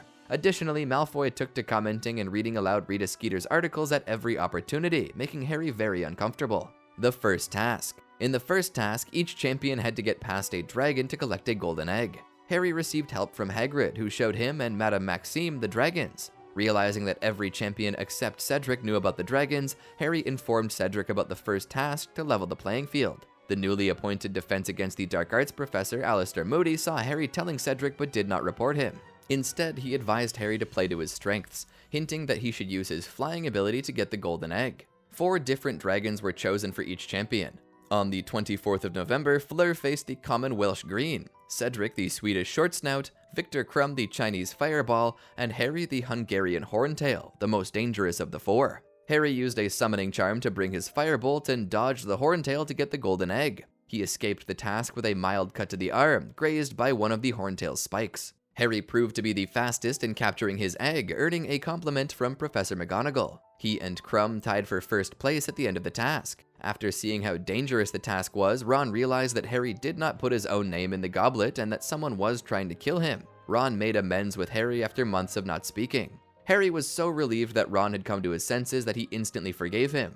Yule Ball. Between the first and second tasks, the Yule Ball, a Triwizard Tournament tradition, took place on Christmas. Ron, dismayed to discover that Viktor Krum had asked Hermione to go with him, accused her of consorting with the enemy, though they acted as if they had not fought the following day. Harry asked his longtime crush Cho Chang to attend the Yule Ball with him, but was disappointed to learn that she had already accepted an invitation from Cedric Diggory. Harry and Ron ended up attending with Parvati and Padma Patil, respectively. At the ball, both Harry and Ron neglected their dates. Harry watched Cho with Cedric, and Ron was overcome with jealousy of Krum, who danced with Hermione. After the Yule Ball, Rita Skeeter struck again. She overheard Hagrid telling Madame Maxime about his family and heritage and wrote an article exposing Hagrid as a half-giant. Hagrid was so ashamed that he stopped teaching and stopped coming to meals in the Great Hall. Dumbledore tried to bring him around by visiting his hut, but to no avail. Only after Harry, Ron, and Hermione proved that they still liked him and that his being a half-giant did not matter did he finally return to his post. To prepare for the second task, Harry had to open the egg he'd won from the dragon, but every time he did, it let out a horrifying screech. His rescue from that problem came when Cedric Diggory repaid him by suggesting he mull things over in the hot water with the egg. Harry reluctantly followed his advice and decided to take a bath in the prefect's bathroom. The second task. Harry learned that the second task was going to involve the Black Lake to rescue the thing they would miss the most from the merpeople. His new problem was figuring out how to survive underwater for an hour. The answer came in the form of Gillyweed from Dobby, who had come to work at Hogwarts. The second task took place on the 24th of February. Harry saved Ron, but was shocked to find Hermione, Cho, and Gabrielle Delacour, Fleur's sister, there as well. As the other hostages were rescued, Harry stayed behind to save Gabrielle and Ron. The judges were informed that Harry reached the hostages first, though he was outside the allotted hour. He earned extra points for moral fiber. After the second task, Harry and Cedric were tied for first, Viktor in second, and Fleur in last. After Harry was mysteriously entered in the Triwizard Tournament, Sirius hid in a cave near Hogsmeade, where Harry, Ron, and Hermione occasionally visited him. Sirius provided moral support to Harry during this time, and warned him about Igor Karkaroff, the Durmstrang headmaster who used to be a Death Eater and gave up many names for his freedom. Harry told Sirius about seeing the name Bartimaeus Crouch appear on the Marauder's map while working on the second clue. Sirius admitted it was suspicious, but advised Harry to focus on the task at hand and leave the mystery surrounding Crouch to others. A month before the final task, the champions were shown the beginnings of the challenge. Harry and Cedric were horrified to see the Quidditch pitch transformed into a hedge maze, but Bagman reassured them that it would be restored after the tournament. They were informed that the third and final task involved navigating a maze filled with obstacles to find the Triwizard Cup. On their way back to the castle, Krum asked Harry to speak privately. Krum then asked Harry about his relationship with Hermione, as he was deeply interested in her. Harry clarified that there was nothing romantic between them, they were just friends. He also warned Krum not to believe anything written by Rita Skeeter, who had recently published a story in Witch Weekly about a supposed love triangle involving Harry, Hermione, and Krum. At that moment, Barty Crouch Sr. appeared in the forest, disoriented and asking for Dumbledore. He disappeared when Harry went to fetch Dumbledore. The Dream and the Pensieve. During a divination lesson, Harry passed out and had a vision of Voldemort being informed of someone's death and torturing Wormtail for failing to prevent an escape. Waking up with his scar burning, Harry pretended to need the hospital wing but actually went to see Dumbledore. In the headmaster's office, Harry overheard an argument between Dumbledore, Moody, and Cornelius Fudge about the Barty Crouch situation. Fudge refused to believe Crouch's claims about Bertha Jorkins being dead and suggested Madame Maxime was likely the culprit due to her half-giant physiology. Dumbledore accused the minister of acting on personal prejudice, but Fudge dismissed this due to Dumbledore's friendship with Hagrid. Moody interrupted them to inform them of Harry's arrival. After Dumbledore, Fudge, and Moody left to examine the school grounds, Harry was left alone in the office. He noticed Dumbledore's pensieve and, out of curiosity, peered in, viewing 3 of Dumbledore's memories from immediately after the First Wizarding War. The first was Igor Karkarov's trial, where he renounced the Death Eaters and named other members, including Snape. In the memory, Dumbledore stated that Snape had defected from the Death Eaters and was now a spy against Voldemort. The second memory showed Ludo Bagman's trial for allegedly passing information to Voldemort, but his popularity led to his quick exoneration. The third memory was the trial of the Lestranges, Bellatrix, Rodolphus, and Rabaston, and Barty Crouch Jr., all accused of using the Cruciatus Curse on Alice and Frank Longbottom. Crouch Sr. sentenced them all to a lifetime in Azkaban. The third task. To prepare for the final task, Harry, Ron, and Hermione utilized empty classrooms for practicing spells and jinxes. During a divination class between these study sessions, Harry fell asleep and had a disturbing dream about Voldemort, leaving the classroom in an unsettling manner. Rita Skeeter witnessed this and on the 24th of July 1995, the day of the final task, wrote that Harry appeared disturbed and dangerous. This news did little to lift Harry's spirits, but spending the day with Bill and Molly Weasley cheered him up. They also attended the final task as his surrogate family. Harry successfully navigated the maze using the 4-point spell. During the maze, he heard Fleur scream and rescued Cedric from a bewitched Krum, stunning Krum and signaling for his rescue before proceeding. Harry also outwitted a Sphinx by solving its riddle. In the climax of the event, Harry saved Cedric from an acromantula, and Cedric, grateful, offered Harry to take the Triwizard Cup. Both Hogwarts champions demonstrated exemplary sportsmanship and cooperation despite the tension of the maze. They decided to touch the cup simultaneously, ensuring a joint Hogwarts victory, unaware that it was a portkey that transported them to a graveyard in Little Hangleton. Rebirth of Lord Voldemort. In the graveyard, which served as the final resting place for the Riddle family, Harry and Cedric found themselves perplexed by their sudden arrival. Harry's scar seared with pain as someone approached, heralding Voldemort's presence. Following Voldemort's command, Wormtail fatally struck Cedric with the Killing Curse, leaving Harry to witness the chilling scene from a tombstone marked with Tom Riddle's name. Bound there, Harry saw Pettigrew use his blood in a dark ritual to restore Voldemort's physical form, summoning the Death Eaters to join them. Once gathered, Voldemort chastised his followers for their lack of initiative over the past 13 years, despite knowing he sought to evade death. He rewarded Wormtail with a new silver hand for aiding in his resurrection and identified his loyal servants, including one at Hogwarts who ensured Harry's participation and arrival in the graveyard. Voldemort then released Harry, challenging him to a duel to demonstrate their strength in front of his followers, with no one left to shield Harry. When Harry refused to follow the formalities of a duel, Voldemort used the Imperius Curse to force Harry to bow. He then subjected Harry to the Cruciatus Curse and attempted the Imperius Curse again, but Harry resisted.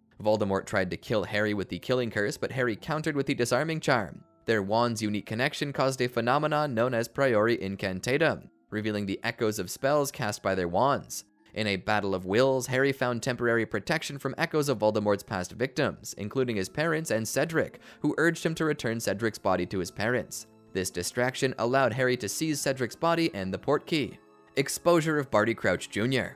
Upon returning to Hogwarts with Cedric's lifeless body, Harry was escorted to Mad-Eye Moody's office in a tumultuous scene. It was revealed that the real Mad-Eye Moody had been impersonated throughout the school year by Barty Crouch Jr., a Death Eater who had willingly taken the Dark Mark in his youth. Disguised as Moody, Crouch attempted to extract information from Harry about Voldemort's return and even planned his murder, only to be thwarted by Dumbledore and other Hogwarts staff. Compelled by Veritaserum, Crouch confessed to his crimes. In a tragic twist, Crouch's soul was subjected to the Dementor's kiss at the hands of a Dementor under Cornelius Fudge's supervision, fearing for his own safety.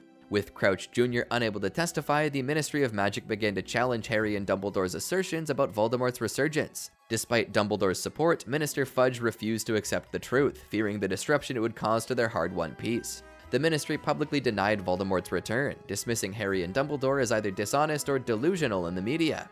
Meanwhile, Voldemort and his followers capitalized on this denial to operate covertly, prompting Dumbledore to call for the reformation of the Order of the Phoenix. 5th year, Dementor attack. Witnessing Cedric Diggory's murder had a profound impact on Harry, compounded by being forced back to number 4 Privet Drive for the summer holidays. He endured relentless nightmares and flashbacks, feeling isolated from the wizarding world except for the biased reports in the Daily Prophet contradicting his account. To worsen matters, on the 2nd of August, Dementors were sent to attack Harry in the Muggle town of Little Whinging, endangering both him and Dudley. He had to conjure a Patronus charm to protect them. After Harry explained the Dementor's threat to the Dursleys, Vernon blamed Harry and was on the verge of expelling him. He had harbored this desire since Harry first arrived, triggered by Petunia receiving a howler that burst into flames with a chilling message, "Remember my last, Petunia." Urged by Petunia, Vernon reluctantly agreed to let Harry stay, but insisted he remained confined to his room. Perplexed by the unfolding events, Harry retreated to his room and remained there, uncertain of what laid ahead. Hearing. Following the accusation of underage magic in the presence of a Muggle, Harry faced expulsion, but due to Albus Dumbledore's intervention, his case was redirected to a disciplinary hearing before the entire Wizengamot at the Ministry of Magic on the 12th of August. In an attempt to undermine him further, the Ministry altered the hearing's time and venue abruptly, but Harry managed to arrive just minutes late. Despite facing expulsion, Dumbledore provided crucial support, leveraging witnesses and legal strategies to secure Harry's exoneration. Dolores Umbridge. In response to Dumbledore, Cornelius Fudge, the Minister for Magic, appointed Dolores Umbridge, his senior undersecretary, as the new Defense Against the Dark Arts teacher at Hogwarts, tasked with spying on the school. Later, she assumed the role of Hogwarts High Inquisitor, wielding authority to arbitrarily modify and enforce school regulations at her discretion. Umbridge established numerous stringent rules for students, enforcing severe punishments for any infractions. Her demeanor was described as cruel and sadistic, cloaked in a veneer of false sweetness. Harry immediately despised her, and she reciprocated this sentiment with a deep animosity towards him, stemming from her inability to control him. Each time Harry spoke out or mentioned Voldemort, Umbridge swiftly assigned him detentions. These detentions were particularly harsh, involving the use of a black quill that forced him to inscribe "I must not tell lies" repeatedly. The black quill, her own creation, used Harry's own blood to etch the words into the back of his hand. Despite enduring numerous sessions with the quill, the words remained permanently scarred on his skin.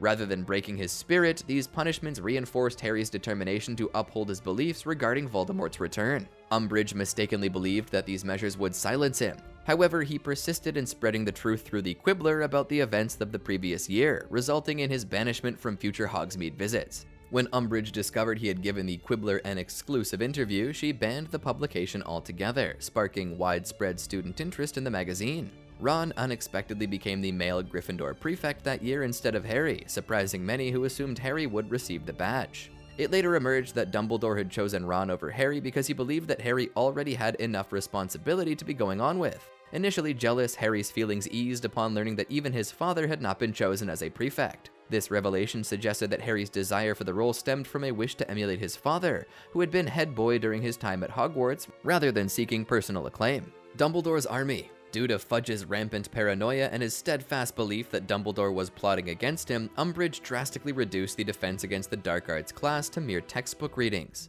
This ineffective teaching method did little to prepare students for the challenges ahead. Hermione suggested that Harry take on the role of instructor, citing his extensive experience in defending himself against dark arts and various creatures. The trio convened a meeting at the Hog's Head to discuss the possibility of Harry teaching defense lessons to fellow students. Despite initial skepticism, the students began to acknowledge Harry's accomplishments, retrieving the Philosopher's Stone from Voldemort, slaying Slytherin's Basilisk in the Chamber of Secrets with a Sword of Gryffindor, casting a corporeal Patronus, and winning the Triwizard Tournament. Responding to Hermione's persistent encouragement, Harry began to clandestinely train a group of students in practical defensive magic. To play down the Ministry's concerns, the group adopted the name Dumbledore's Army, or the DA.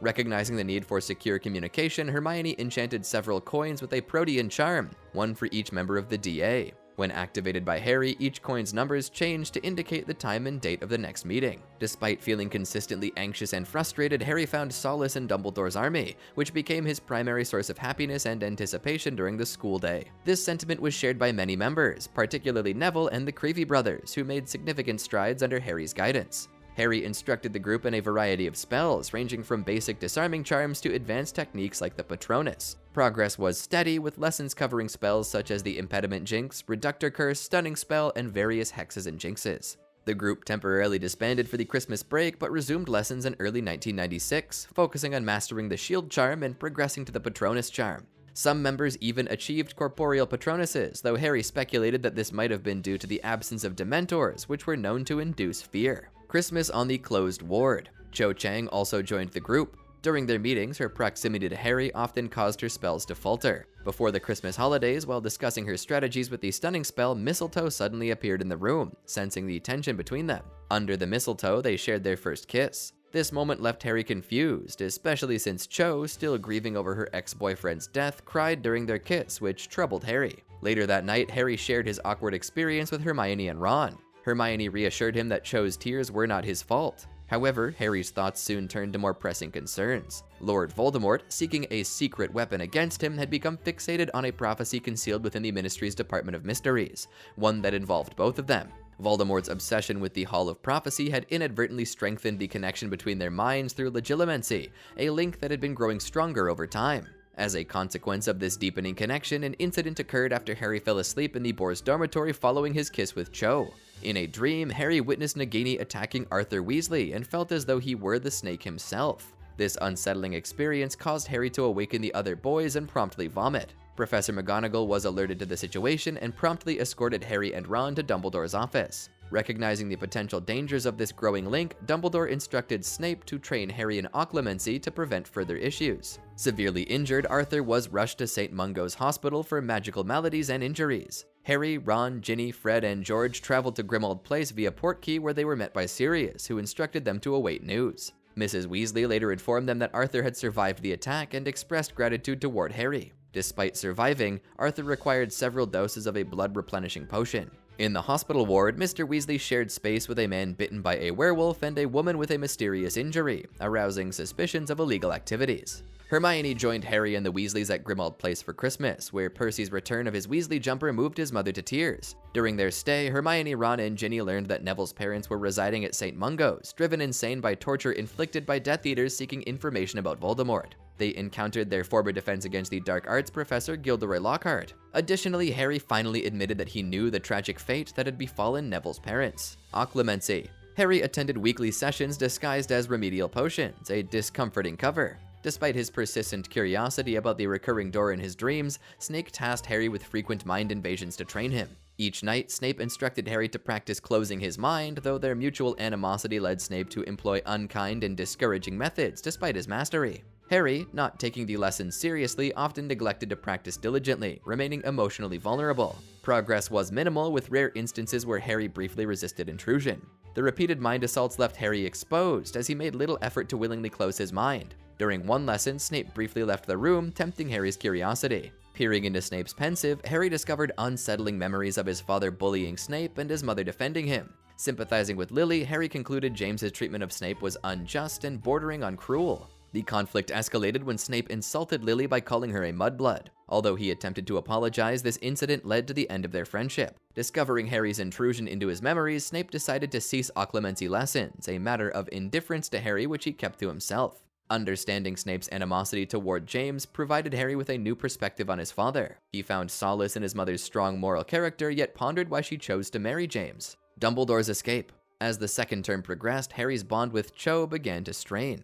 Despite their mutual affection, Cho mistakenly harbored jealousy towards Hermione due to her closeness with Harry, while Harry remained uneasy about Cho's lingering emotions for Cedric. When Cho's friend, Marietta Edgecombe, betrayed Dumbledore's army to Umbridge, all members faced punishment and their meetings came to an abrupt halt. Harry felt infuriated with Marietta, but Cho insisted on defending her friend, attributing her betrayal to Marietta's mother's pressure. This marked the turning point where Cho and Harry's romantic relationship fell apart, and they no longer viewed each other romantically. Umbridge assumed the role of headmistress and tightened her grip over Hogwarts. Fred and George Weasley openly defied the new regime at the school, unleashing enchanted fireworks throughout the castle on one occasion. During the Easter break, Fred and George decided to escalate the rebellion. They transformed a school corridor into a swamp as a distraction, enabling Harry to use Umbridge's office fireplace in an effort to contact Sirius. When Umbridge and her inquisitorial squad confronted them, the twins took their defiance to a new level. Summoning their brooms, they openly ridiculed Umbridge's authority, hexed the squad members, and fled Hogwarts to pursue their dream of opening a joke shop, funded by the money Harry had lent them. Careers Advice and Grop. The fifth-year students began career advice sessions to prepare for life after Hogwarts.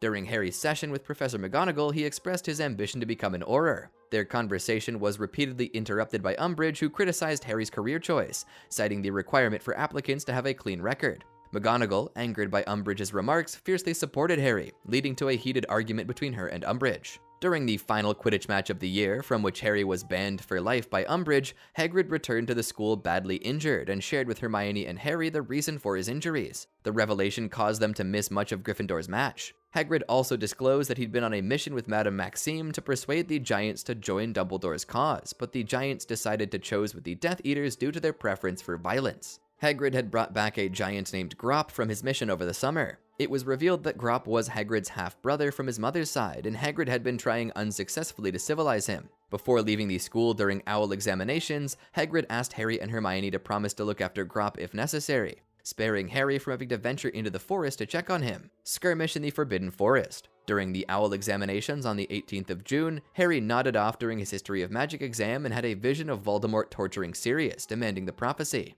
Harry immediately wanted to rush to the Ministry, but Hermione suggested they check Grimmauld Place first to find Sirius.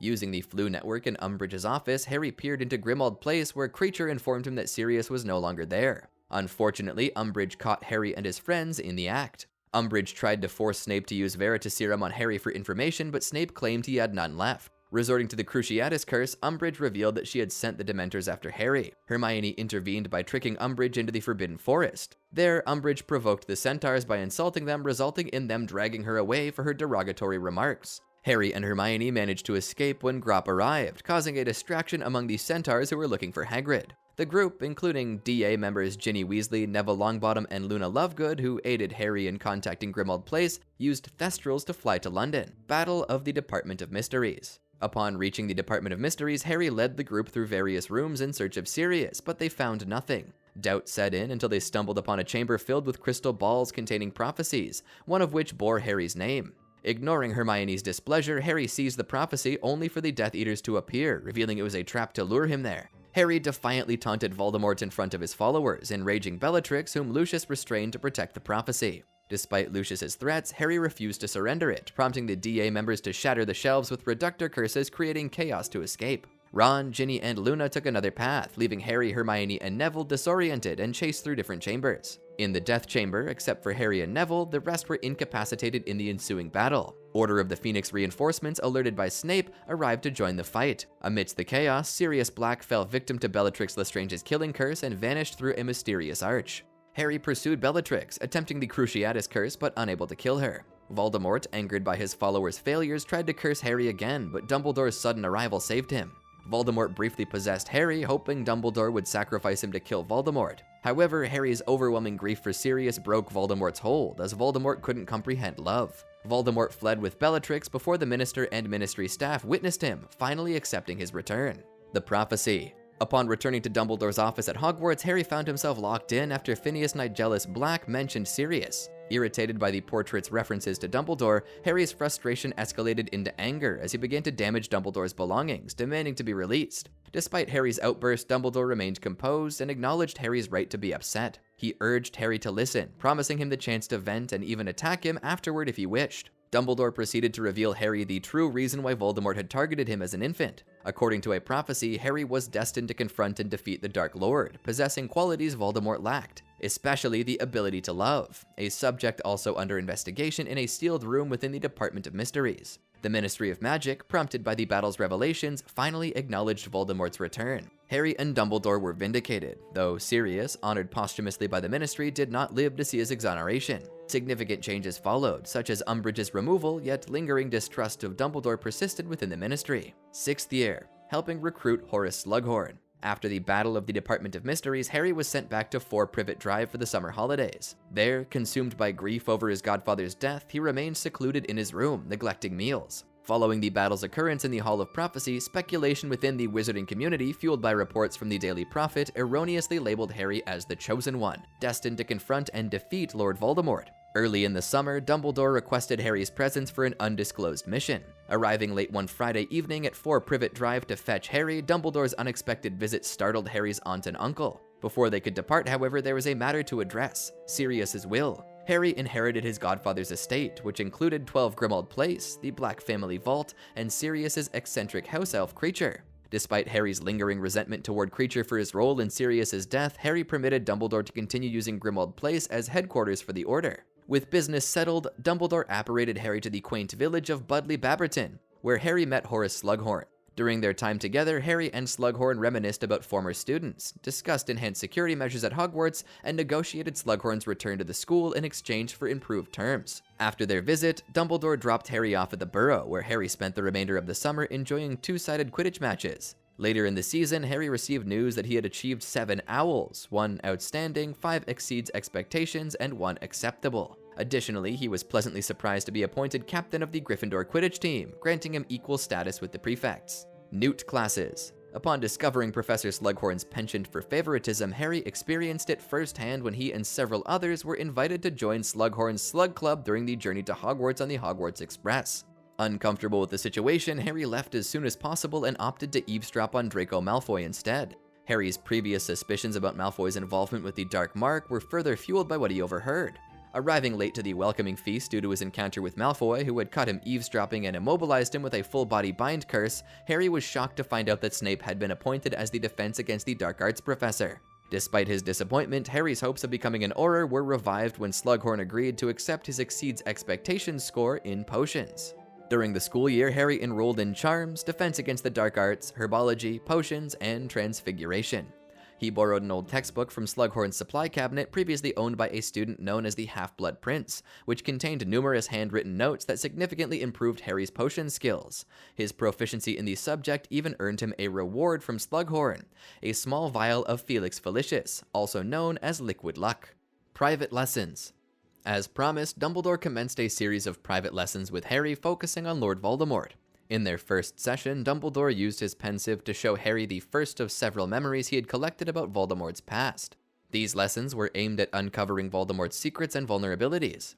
Dumbledore assured Harry that understanding this information would be crucial for his survival and for ultimately defeating Voldemort. During their initial lesson, they explored the origins of Tom Riddle by observing the Gaunt family who had once lived near Little Hangleton. Upon viewing this memory, Dumbledore informed Harry that both Marvolo and Morphin had been sentenced to Azkaban for their actions, 6 months for Marvolo and 3 years for Morphin. In this lesson, Harry also learned about Tom Riddle's parents and how they came to be married. He gained insight into the mindset of the Gaunt family, who strongly believed in blood purity, a belief not shared by Voldemort's mother, Merope. Quidditch captain. The Saturday following Harry's initial lessons, while in the Great Hall, the trio learned from the Daily Prophet that Stan Shunpike had been arrested for alleged Death Eater activities. According to reports, he was overheard discussing secret plans in a pub. Harry doubted Stan's involvement in any real plans, knowing his tendency to exaggerate greatly. Afterward, as the new Gryffindor Quidditch captain, Harry conducted trials to select the team for the upcoming Quidditch Cup. Due to Harry's popularity, the trials proved exceptionally challenging, even with first years, Ravenclaws, and Hufflepuffs showing up. The first test was a basic flying exam, a wise choice as it quickly became clear that many students were not adept flyers. After a morning filled with tantrums, mishaps, and numerous complaints, Harry finalized his team. The 3 chasers included Ginny Weasley, who outshone her competitors with 17 goals, along with 2 beaters and Ron Weasley as keeper. Ron, with Hermione's discreet assistance using a Confundus charm on his rival, Cormac McLaggen, managed to secure his place. Exploring the Half-Blood Prince's annotated book, Harry discovered numerous spells reportedly invented by the prince himself, such as Levi Corpus and Muffliato. Experimenting with these spells, Harry grew increasingly captivated by the book, often keeping it close at hand. His friends teased him about his obsession, remarking that all he does is read that bloody book and suggesting that he practically sleeps with it. Harry even began to see the book as almost a friend, mentor, and guide. Hermione disapproved of the book, partly due to its dark spells, but primarily because it allowed Harry to outshine her in potions. Despite Professor Slughorn's repeated invitations to his Slug Club gatherings, Harry consistently avoided them throughout the autumn, using Quidditch as an excuse to evade attending, both because he disliked the idea and to spare Ron from being alone when Hermione was also invited. The Opal Necklace. In October, during a trip to Hogsmeade, Katie Bell was nearly killed after being enchanted to carry a cursed necklace to Dumbledore. Harry, recalling seeing that same necklace at Borgin and Burke's, voiced his suspicions about Malfoy to Professor McGonagall. However, she, like Ron and Hermione, dismissed his theory, citing Malfoy's detention with her and the lack of evidence linking him to the necklace. Harry felt frustrated with Ron and Hermione for not supporting him, but he remained determined in his suspicions. Harry's lessons were irregular that autumn, with another not occurring until a tragedy struck someone at Hogwarts. During this lesson, Harry witnessed Caractacus Burke discussing Slytherin's locket, which a desperate and pregnant Merope had sold to him after her husband abandoned her upon ceasing to give him love potion. Dumbledore then delved into Tom Riddle's early years at Hogwarts, revealing a troubled orphan who used his magic to bully and dominate other children. Harry also shared his concerns about Malfoy with Dumbledore during their session, only to be dismissed. Shortly after this meeting, Quidditch season commenced. To prepare for their first game, Harry substituted the injured Katie Bell with Dean Thomas. The change yielded results. The team performed well on the field. However, Harry found himself unexpectedly jealous after witnessing Dean kiss Ginny following practice. The team's only setback was Ron, struggling with confidence issues. In an effort to boost Ron's spirits, Harry pretended to have spiked Ron's pumpkin juice with Felix Felicis. Ron believed it and played flawlessly, though Hermione, initially upset, reconciled with Harry once she learned the truth. Yet, Ron's ensuing relationship with Lavender Brown continued to strain his relationship with Hermione, sparking jealousy. A frosty Christmas. As Harry attempted to mend his best friend's relationship, the Christmas holidays drew near, bringing with them the unavoidable Slug Club Christmas party, which Harry couldn't avoid. Since the Chosen One rumors surfaced, Harry had received an unusual amount of attention from young ladies at Hogwarts, particularly from fourth-year Romilda Vane, whose interest bordered on obsession.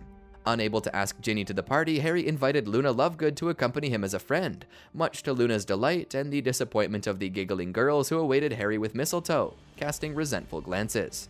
During the party, Harry was surprised to find Hermione there with Cormac McLaggen, a brash seventh-year Gryffindor whom Ron disliked intensely.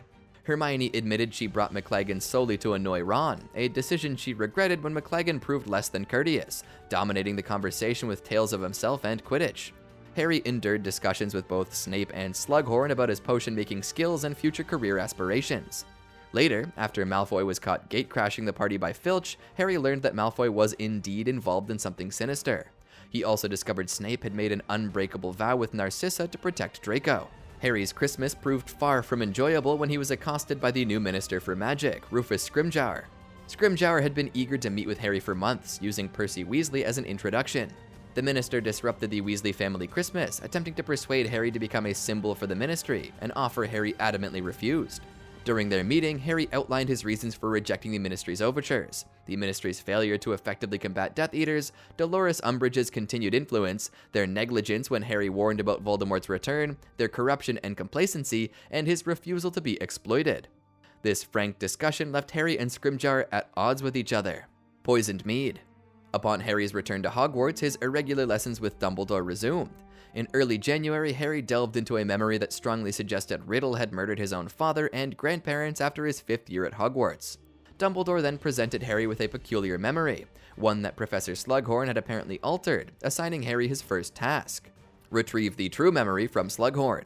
After impressing Slughorn in class with a Bezoar, Harry initially attempted a direct approach but was swiftly rebuffed. By March 1st, Harry still hadn't obtained Slughorn's genuine memory and had become increasingly fixated on Draco Malfoy. One morning, he found Ron under the influence of a powerful love potion and rushed him to Slughorn, where Ron ended up poisoned. Harry acted swiftly to save him with a Bezoar. This incident led Hermione to reconcile with Ron, and the trio reunited as friends. Though Ron recovered, he was unfit for the upcoming Quidditch match, replaced by McLaggen. This substitution proved ill-fated as McLaggen accidentally knocked Harry unconscious during the match. Upon regaining consciousness, Harry attended another lesson with Dumbledore. One funeral, two memories.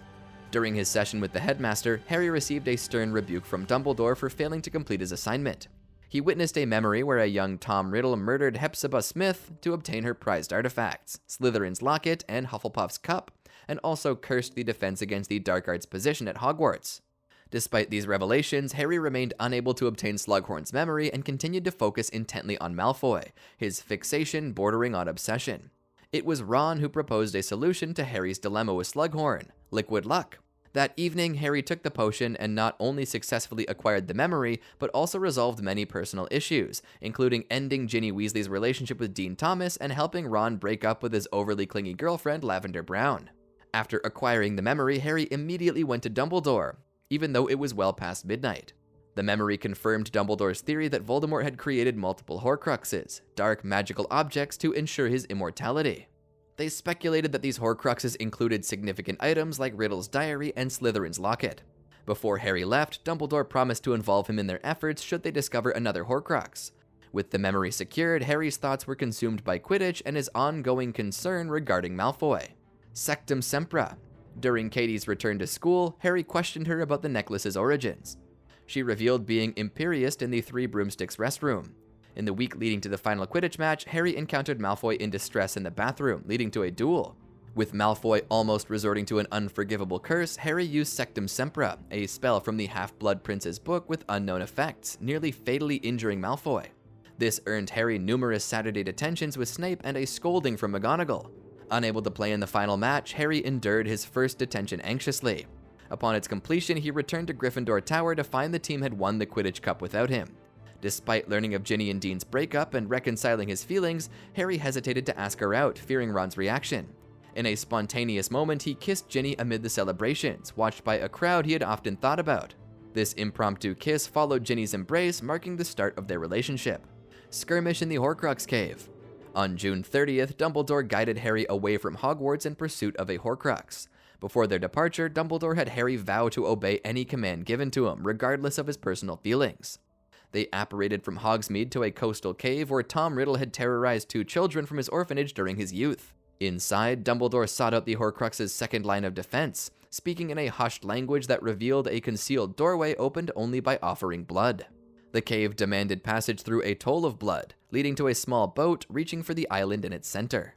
Navigating further, they entered a vast chamber with an underground lake, its solitary island emitting a faint green glow.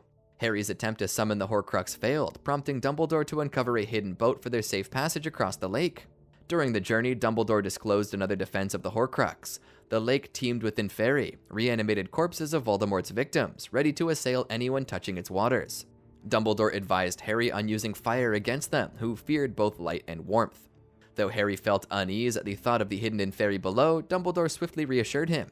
Once they reached the island, Dumbledore discovered a stone basin containing the Horcrux, immersed in an emerald potion that prevented its removal without drinking it. Harry hesitated, wary of the potion's unknown effects, but Dumbledore insisted there was no alternative. Extracting a promise from Harry to make him drink the potion regardless of his protests, Dumbledore consumed it, immediately suffering severe stomach pains, dehydration, and tormenting visions that seemed to include a duel between himself, Aberforth, and Grindelwald. As Dumbledore writhed in agony, Harry managed to get him to drink the potion, causing him to lose consciousness. When Dumbledore revived, he desperately needed water, but Harry's attempt to conjure it failed as the water vanished before Dumbledore could drink. This was another defense set by Voldemort. In a panic, Harry fetched water from the lake, unknowingly triggering the Inferi lurking below. As Harry splashed the water on Dumbledore's face, he felt a chilling sensation on his arm and saw grotesque hands as the Inferi emerged from the lake. Harry tried various spells like Impedimenta and Sectum Sempra, but none of them affected the Inferi, who overwhelmed him and dragged him under. Regaining consciousness, Dumbledore conjured a ring of fire that repelled the Inferi, allowing him to retrieve the locket and drive the creatures back into the lake. With Harry's help, Dumbledore summoned their boat and they hastily departed the island, apparating back to Hogsmeade. Battle of the Astronomy Tower. After a brief flight on their broomsticks over the village, they landed atop the Astronomy Tower. There, they discovered that Death Eaters had infiltrated Hogwarts. Harry's friends, Ron, Hermione, Luna, Neville, and Ginny, whom he had instructed to guard the school against Malfoy's schemes, joined the battle alongside members of the DA and the Order of the Phoenix. Harry, aided by the last of his Felix Felicis, was stopped from engaging by Dumbledore, who immobilized him with a full-body bind curse hidden beneath an invisibility cloak, leaving him to watch helplessly. While he waited, Harry witnessed Severus Snape kill Albus Dumbledore. Dumbledore's lifeless body fell from the tower's highest point. With Dumbledore gone, Harry was released from the spell that had held him. He immediately pursued Snape, incapacitating a Death Eater in his path, consumed by a desire for vengeance. As Death Eaters made their escape from Hogwarts, Harry confronted Snape multiple times, attempting futilely to use the Cruciatus Curse and even Snape's own spells against him. In the midst of their confrontation, Snape revealed himself as the Half-Blood Prince and fled Hogwarts alongside Draco Malfoy and other Death Eaters. Harry and Hagrid later extinguished the blaze that had engulfed Hagrid's hut caused by Thorfinn Roll using the water-making charm. Harry then informed Hagrid that Snape killed Dumbledore, but Hagrid refused to believe it. They returned to the castle where people stared on at Dumbledore's lifeless form. Harry approached the base of the astronomy tower and found his mentor's body lying motionless on the ground, finally convincing Hagrid of the truth. Harry remained beside Dumbledore's lifeless body, feeling that everything that had transpired that night had been futile. Tears streamed down his face as he gently adjusted the half-moon spectacles on Dumbledore's crooked nose and wiped a trickle of blood from the dead headmaster's mouth with his own sleeve. Despite Hagrid's persistent attempts to coax him away, Harry refused to move until Ginny approached and comforted him, finally persuading him to leave. Recalling the locket, Harry retrieved it from Dumbledore's robes, only to discover that it was merely a plain piece of jewelry, a decoy. Inside the locket, a note signed by someone named R.A.B. revealed that the Horcrux had been taken. Harry felt overwhelming despair, believing Dumbledore had died in vain and that their efforts that night had achieved nothing. Ginny accompanied him to the hospital wing on McGonagall's orders, providing comfort by holding his hand. Later, Harry would inform Hermione and Ron about the decoy locket. In the hospital wing, alongside an injured Neville who appeared to be sleeping, Harry found Ron, Hermione, Luna, Tonks, Lupin, Madame Pomfrey, and Ron's brother Bill Weasley. Bill had been badly scarred by Fenrir Greyback during the battle. When Ginny announced Dumbledore's death, everyone reacted with horror. Lupin briefly lost control, Madame Pomfrey burst into tears, and McGonagall faltered. Harry recounted the events at the astronomy tower to them, leaving them all stunned by his revelations. He also shared Dumbledore's apparent reasons for trusting Snape and giving him a second chance. Funeral of Albus Dumbledore. After leaving the hospital wing, McGonagall pressed Harry for details about his activities with Dumbledore, but Harry, following Dumbledore's orders to disclose information only to Ron and Hermione, refused to divulge anything. The teachers then deliberated on Hogwarts' future and made arrangements for Dumbledore's funeral. Harry turned away from the Half-Blood Prince's book, regretting ever having possessed it. Ron and Hermione reassured him, affirming that nothing in the book suggested he was capable of murder. Following Albus Dumbledore's death, his funeral took place. Harry was appalled to see Dolores Umbridge and Rita Skeeter in attendance, but chose not to create a scene at Dumbledore's solemn ceremony and kept his feelings in check. Knowing he needed to hunt down Voldemort's Horcruxes and concerned for Ginny's safety, Harry spoke privately with her and decided to end their relationship. Ginny insisted she wasn't afraid of the danger involved in being with him, but Harry believed it was best for them to part ways. He then discussed his plans with Ron and Hermione, who resolved to skip their final year at Hogwarts to accompany him despite his objections. Horcrux Hunt, 1997 to 1998. After the death of Albus Dumbledore at the hands of Severus Snape during the Battle of the Astronomy Tower, the responsibility of hunting down Voldemort's remaining Horcruxes fell to Harry. He understood that defeating Voldemort depended on completing the mission. Harry was accompanied by Hermione Granger and Ron Weasley, and together they resolved to find and destroy the 4 remaining Horcruxes, plus the unknown soul fragment within Harry. The trio remained steadfast in their commitment to their goal. To safeguard their families, Hermione modified her parents' memories, erasing all recollection of having a daughter and instructing them to relocate to Australia. Meanwhile, with assistance from Fred, George, and their father, Ron transfigured the family ghoul to resemble himself, affected by Spattergroit. Concerning Harry's aunt and uncle, members of the Order of the Phoenix, including Daedalus Diggle and Hestia Jones, took them into hiding despite initial reservations from the Dursleys. Battle of the Seven Potters. Harry remained at 4 Privet Drive for a period, but due to the imminent danger as he approached his 17th birthday, the Order of the Phoenix arranged to evacuate him to the Burrow. On July 27th, the Dursleys were sent into hiding by the Order. Harry was surprised by Dudley's genuine gratitude for saving his soul and their heartfelt farewell. 6 out of 13 members of Harry's escort disguised themselves with Polyjuice Potion to act as decoys in case of attack, despite Harry's objections. Privately, Harry wished that they would show more respect for his body. During their departure, they were ambushed by over 30 Death Eaters cloaked in darkness. Harry rode with Hagrid on Sirius's modified motorbike, now his godfather's legacy. They faced multiple Death Eaters, including an Imperious Stan Shunpike, and eventually encountered Lord Voldemort himself, who had mastered unsupported flight. In the midst of the chaos, a stray killing curse meant for Harry struck down his loyal owl, Hedwig. Harry feared the worst as Voldemort closed in, but his wand acted independently, striking out at Voldemort, destroying the Dark Lord's borrowed wand in the process. The confrontation ended as Harry and Hagrid breached the protective enchantment surrounding Nymphadora Tonks' parents' home. Despite reaching safety, Harry mourned deeply for Hedwig. After ensuring Hagrid's safety, they traveled via Portkey to the Burrow, where Molly and Ginny Weasley anxiously awaited their arrival in the darkness. Relieved to find Hermione and Ron unharmed, Harry's shock grew when Remus Lupin arrived carrying George Weasley, who had lost an ear in the battle. Though others arrived safely, Harry lamented the loss of Alastor Moody, murdered by Voldemort, and Mundungus Fletcher, who had disapparated at the first sign of trouble. Suspicions of betrayal arose among those gathered at the Burrow, but Harry staunchly defended his loved ones against such accusations, much to Remus Lupin's dismay. Frustrated, Harry stormed outside, where he was struck by a vision of Voldemort torturing Ollivander. Time at the Burrow. Once settled in at the Burrow, Harry, Ron, and Hermione assisted in the preparations for the wedding of Bill Weasley and Fleur Delacour. The day before the ceremony, they celebrated Harry's 17th birthday. Mr. and Mrs. Weasley gave him a watch, a traditional coming-of-age gift, while Ginny surprised him with an impassioned kiss, a moment she wanted him to remember in case he encountered some Vila during their Horcrux hunt. Harry jokingly remarked that dating opportunities would be thin. Their moment was interrupted by Ron and Hermione. Later that evening, Minister for Magic Rufus Scrimgeour arrived at the party to announce the contents of Albus Dumbledore's will. Harry inherited the first snitch he caught in a Quidditch match and Godric Gryffindor's sword. However, Scrimgeour withheld the sword, claiming it was a historical magical artifact, not solely Harry's property. When asked why they were mentioned in Dumbledore's will, Harry, Ron, and Hermione could not provide an answer. On August 1st, Harry attended Bill and Fleur's wedding disguised as Barney Weasley, a distant Weasley cousin, using Polyjuice Potion and hair from a red-haired Muggle boy. During their celebration, Harry met Luna Lovegood's father, Xenophilius, wearing a necklace with a triangular-eyed symbol, and Victor Krum, who disliked the symbol because of its association with the dark wizard Grindelwald, whom Krum encountered at Durmstrang. The festivities were interrupted when Kingsley Shacklebolt's Patronus announced the Ministry of Magic's fall and Scrimgeour's death. Chaos ensued, prompting Harry, Hermione, and Ron to disapparate to Tottenham Court Road. There, Hermione revealed her foresight in packing supplies in her magically expanded bag. Ron changed his appearance, Harry donned his invisibility cloak, and they sought refuge in a nearby cafe. While discussing recent events, Ron and Hermione accidentally spoke Voldemort's name, breaking the taboo and alerting Death Eaters Antonin Dolohov and Thorfinn Roll to their location. After a brief confrontation, the trio overpowered the Death Eaters, and Hermione erased their memories at Harry's suggestion. Seeking safety, Harry, Ron, and Hermione sought refuge at 12 Grimmauld Place, infiltrating the Ministry of Magic. During their first morning at 12 Grimmauld Place, Harry, having found no leads on the Horcruxes over the summer, stumbled upon the initials RAB.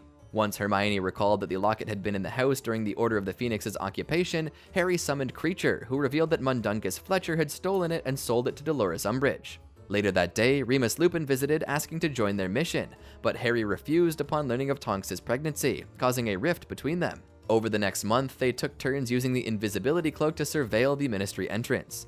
On September 2nd, after formulating their plan, they infiltrated the Ministry using Polyjuice Potion, with Harry disguised as Albert Runcorn. Inside, they realized their oversight in planning, focusing on entry rather than their objectives. Harry searched Umbridge's office but found no locket, though he stole Moody's eye from her door. Discovering Umbridge interrogating Muggleborns for stealing magic, Hermione tricked her into revealing the locket's location, lying about how she obtained it. Enraged, Harry stunned Umbridge and Yaxley. They freed the Muggleborns from the Muggleborn Restriction Commission and conjured a replica of the locket, leaving with the real one. Reuniting with Ron, they escaped, though Yaxley briefly grasped Hermione's arm during disapparation. Evading him with a revulsion jinx, Hermione inadvertently revealed 12 Grimmauld Place's location, forcing them to abandon it. Instead, she led them to the woods that once hosted the Quidditch World Cup. Ron's departure. After obtaining Slytherin's locket, the trio took turns wearing it to ensure its safety. The locket's malevolent influence strained their relationships, leading to frequent moodiness and petty arguments. Overhearing a goblin mention that Snape's purportedly protected sword was a counterfeit, they realized they needed to find the genuine sword of Gryffindor. Harry and Hermione were eager to have a weapon for destroying Horcruxes, but the locket's negativity drove Ron to a breaking point. Frustrated by their lack of progress, Ron and Harry erupted into a heated argument. Ron accused Harry of recklessness and indifference, especially regarding Ginny's punishment for trying to retrieve the sword, along with Neville and Luna. In his anger, Ron decided to leave, accusing Hermione of favoring Harry over him. Ron's departure left Harry and Hermione despondent. After he left, they dismantled their campsite, with Hermione leaving her scarf tied to a tree for a reason. With the locket in hand, they disapparated to Malham Cove. Setting up their tent, Harry watched the sunset in contemplation while Hermione listened to music, noticeably more depressed since Ron's departure. Harry approached her and they shared a dance, finding a brief moment of happiness. The next morning, Harry sat on his tent bed, contemplating his golden snitch and its significance as a flesh memory. He shared his revelation with Hermione, who mentioned noticing the Deathly Hallows symbol in her book. They decided to visit Godric's Hollow. Harry wanted to visit his parents' graves, and Hermione suspected Bathilda Bagshot, a magical historian connected to both the Potters and the Dumbledores, might have information about the Sword of Gryffindor. Attack at Godric's Hollow. On Christmas Eve, after visiting the memorial dedicated to his parents and himself, Harry and Hermione searched the graveyard for the Potter's grave and discovered Kendra and Ariana Dumbledore's graves, as well as Ignotus Peveril's. Harry felt resentful that Dumbledore had never shared this connection with him. Upon finding his parents' grave, Hermione called out to Harry and comforted him as he stood before it. After placing a conjured wreath of flowers on their graves, they encountered Bathilda Bagshot, who gestured for them to follow into her home. Believing Bathilda intended to give him Gryffindor's sword, Harry went upstairs with her while she signaled for Hermione to stay downstairs. Upstairs, Bathilda engaged Harry in what he later realized was Parseltongue, revealing herself to be Nagini, Voldemort's snake. Voldemort had murdered Bathilda and used her corpse to conceal Nagini, who attacked Harry by biting and coiling around him. Hermione rushed upstairs and repelled the snake while Harry's scar seared, indicating Voldemort's presence. They narrowly escaped, but Harry was knocked unconscious and the intense encounter with Voldemort reopened their mental connection, causing Harry to witness a vision of his parents' deaths. During the struggle, Hermione's blasting curse accidentally broke Harry's wand. Ron's return and obtaining the Sword of Gryffindor. After narrowly escaping Voldemort, Harry and Hermione took refuge in the Forest of Dean, where Hermione used Dittany to heal Nagini's bite on Harry. During their stay there, they read excerpts from Rita Skeeter's biography of Dumbledore, The Life and Lies of Albus Dumbledore, which Hermione had taken from Bathilda Bagshot's home. Harry felt deeply betrayed and hurt by the revelations, as Dumbledore had kept this information from him. Hermione tried to reassure Harry that Dumbledore always had his best interests in mind, but Harry became disillusioned, questioning whether Dumbledore had truly cared about him at all. A few nights later, while Harry was on guard outside the tent, a silver doe Patronus led him to a frozen pool where the Sword of Gryffindor lay. Harry, compelled by the sword's presence, stripped down to his underwear and plunged into the pool to retrieve it. As he reached for the sword, the Locket Horcrux tried to strangle him, but Ron arrived just in time, guided by his Deluminator. In the ensuing intense struggle, the Horcrux projected disturbing visions as a final defense. Ron confronted his deepest fears, including spiders and feelings of inadequacy compared to his siblings, exacerbated by illusions suggesting his mother loved him the least and wanted a daughter instead. The Horcrux then created apparitions of Harry and Hermione kissing passionately, enraging Ron. Overcoming the Horcrux's manipulations, Ron destroyed it with the Sword of Gryffindor, dispelling the illusions. Grateful for Ron saving his life, Harry forgave him for leaving, explaining that his feelings for Hermione were purely platonic. Hermione, who had witnessed the destruction of the Horcrux from inside the tent, remained angry with Ron for a little while longer. Visit to the Lovegood home. On the 30th of December, at Hermione's urging, the trio visited Luna Lovegood's home to question Xenophilius Lovegood. They inquired about a triangular symbol Dumbledore had left them to decipher in the book he had given Hermione. Upon discovering the Deathly Hallows, Harry, Ron, and Hermione learned that Xenophilius had summoned Death Eaters in a desperate attempt to secure the release of his abducted daughter. The trio narrowly escaped the Death Eaters when Hermione blasted open the floor to create a distraction, while Ron maintained his alibi of being homesick with Spattergroit under the invisibility cloak. Harry soon became fixated on the Deathly Hallows. He spent each day pondering their significance, neglecting his usual responsibilities. Consumed by his new obsession, he began to believe that the Resurrection Stone was hidden within the golden snitch Dumbledore had left him. He also speculated that Voldemort was actively seeking the Elder Wand. His intense preoccupation troubled his friends, and as Harry's focus waned, Ron's leadership qualities came to the forefront. Skirmish at Malfoy Manor. After tuning into a broadcast of Potter Watch around Easter 1998, Harry deduced that Voldemort was in search of the Elder Wand and inadvertently triggered the taboo on Voldemort's name. Captured by a group of snatchers led by Fenrir Greyback, the trio faced interrogation about their identities. Earlier, Hermione had struck Harry with a stinging hex to mask their true identities, but their cover was blown when the snatchers discovered the Sword of Gryffindor. Realizing they had captured Harry Potter, Greyback and Scabiar decided to take them directly to Malfoy Manor in Wiltshire, rather than delivering him to the Ministry. Upon learning of Harry's capture, Bellatrix Lestrange moved swiftly to summon Voldemort, but her focus shifted when she noticed the Sword of Gryffindor, which is supposed to be in her vault at Gringotts. Her abrupt change in demeanor and concern hinted to Harry that another Horcrux might be hidden in there as well. Bellatrix singled out Hermione for interrogation, knowing she was Muggle-born, and sadistically tortured her with the Cruciatus Curse, seeking information. Under duress, Hermione falsely claimed the sword was a mere copy. Harry persuaded Griphook, a captive goblin, to corroborate this story, anticipating Bellatrix would interrogate him next for his expert opinion. In the midst of Hermione's agonizing screams upstairs and Ron's distraught cries, Harry urgently called for help, a plea overheard by Aberforth Dumbledore through a fragment of a two-way mirror in the cellar. Aberforth dispatched Dobby the house elf to rescue the captives.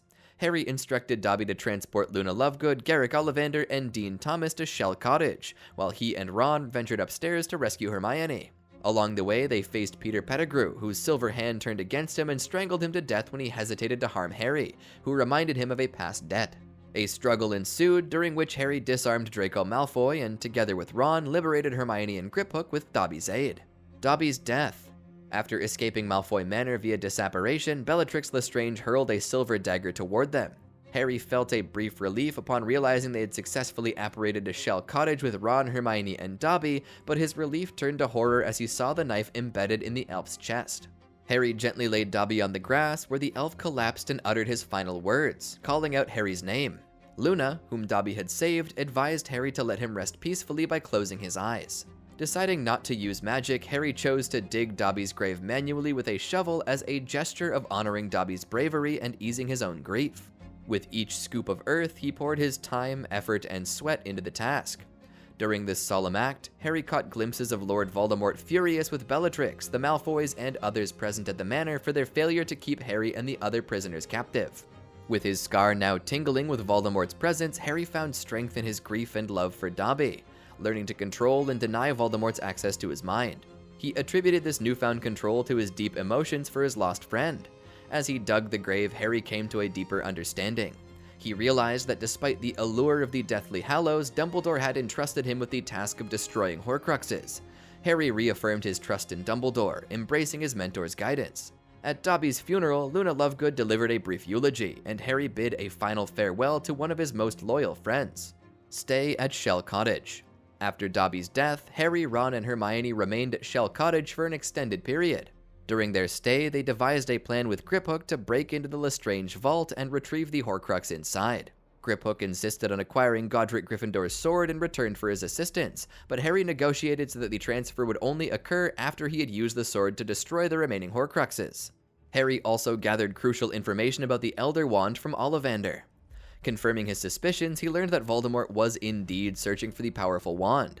He delved into complex wand lore, understanding how a wand's allegiance could shift to a new owner, and that this change did not always require murder, contrary to popular belief, especially regarding the Elder Wand. Despite feeling uneasy about deceiving Griphook, Harry recognized that the sword was essential for their mission against the Horcruxes. Their behavior at Shell Cottage did not escape notice from the other residents. Bill Weasley pulled Harry aside and cautioned him about dealing with Griphook, whom Harry was growing increasingly wary of. Drawing from his experience with goblins, Bill explained their perspective, that goblins viewed the original maker of an object as its true owner, not necessarily the purchaser. Harry argued that proper purchase should validate ownership, but Bill corrected him, emphasizing that goblins considered such items merely rented, and expected them returned upon the original owner's death. He stressed that wizards passing down items through generations without compensating subsequent owners could be seen as theft in goblin culture. Around this time, Remus Lupin arrived at Shell Cottage with news of a new life, the birth of his son, Edward Lupin. He asked Harry to be the godfather, a gesture that seemed to mend any lingering tension from their earlier disagreement at 12 Grimmauld Place. As Harry contemplated his role as godfather to Teddy, he wondered if he might be repeating the recklessness Sirius had shown in his guardianship over him. Gringotts break-in. The trio, accompanied by Griphook, departed Shell Cottage early on the morning of 1st of May to execute their plan to infiltrate Gringotts. Hermione transformed into the infamous Death Eater Bellatrix Lestrange using Polyjuice Potion.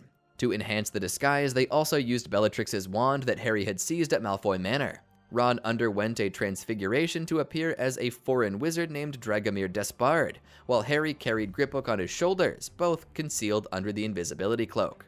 Their strategy unfolded smoothly. Hermione convincingly portrayed Bellatrix despite a tense encounter with Death Eater Travers, whose suspicions were momentarily allayed as he joined their group to enter Gringotts. 2 human guards equipped with probity probes which detected concealment charms were overcome by Harry's Confundus charm, allowing Hermione to pass without scrutiny. Inside, the goblins demanded Bellatrix's identification. When Hermione hesitated, one goblin nervously accepted her wand as sufficient proof, though Hermione claimed it was new. Harry suspected the goblins might have known Bellatrix's wand was stolen and were wary of imposters. Upon Griphook's suggestion, Harry used the Imperious Curse, compelling Goblin Bogrod into validating the wand. Bogrod complied and proceeded to request the Clankers, guiding the trio, Griphook, and Travers through a concealed passageway. As the door closed behind them, Harry discreetly sent Travers away to conceal their tracks. Under the Imperious Curse, Bogrod summoned a card that descended deep into the depths of Gringotts. After navigating through numerous twists and turns, the cart passed through Thief's Downfall, a security waterfall that nullified all illusion charms. When the cart tipped over and ejected them, Hermione and Ron reverted to their true appearances. Griphook suspected the other goblins might have detected their deception, but Harry was determined to press on and recast the curse on Bogrod. The trio and Griphook encountered the vault guarded by an elderly and partially blind dragon. Griphook subdued the dragon using the Clankers. With pursuers approaching, Harry compelled Bogrod to open the vault, revealing a trove of valuable items. Hermione cried out in pain when they triggered the vault's protective enchantments, including the Flagrante and Gemino curses, causing items to multiply and heat up by the touch. Harry spotted Hufflepuff's cuff, the Horcrux, but it was beyond reach. Hermione levitated Harry by his ankle, allowing him to seize the cup using Gryffindor's sword to avoid touching the scalding metal. Meanwhile, Hermione, Ron, Griphook, and Bogrod struggled to stay above the rapidly multiplying and burning objects below. As Harry set himself down, he accidentally dropped both the sword and the cup. Griphook seized the sword and tossed the cup into the air. Harry caught it despite the intense heat. Amid a cascade of treasures pouring from the vault, Griphook fled, shouting that thieves have invaded. Harry, Hermione, and Ron fought off the pursuing goblins with curses. Harry freed the half-blind dragon, and the three climbed onto its back. The liberated dragon soared into the air, blasting holes in the ceiling for their escape route as they fled. Battle of Hogwarts. A vision from Voldemort prompted Harry to realize that the third Horcrux, Ravenclaw's diadem, was still hidden at Hogwarts. Harry, Ron, and Hermione embarked on their final mission to retrieve the diadem from the school. They accidentally triggered the caterwauling charm upon apparating to Hogsmeade, alerting waiting Death Eaters to their presence. Despite being under the invisibility cloak, the Death Eaters summoned Dementors into the streets to flush out the intruders. With no other choice, Harry conjured his Patronus to defend himself and his friends, inadvertently revealing their location and confirming their identities, since Death Eaters knew Harry's Patronus took the form of a stag. As Death Eaters closed in on the unseen trio, Aberforth Dumbledore appeared from the Hogshead and urgently ushered them into his pub. While Harry, Ron, and Hermione took shelter, Aberforth remained outside, claiming responsibility for tripping the alarm by releasing his cat and casting the Patronus to repel the Dementors. He sarcastically insisted to a Death Eater that what he saw was a goat Patronus, not a stag.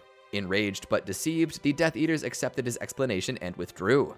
After Aberforth returned to his pub and home, he admonished them for coming to Hogsmeade and advised them to leave the country.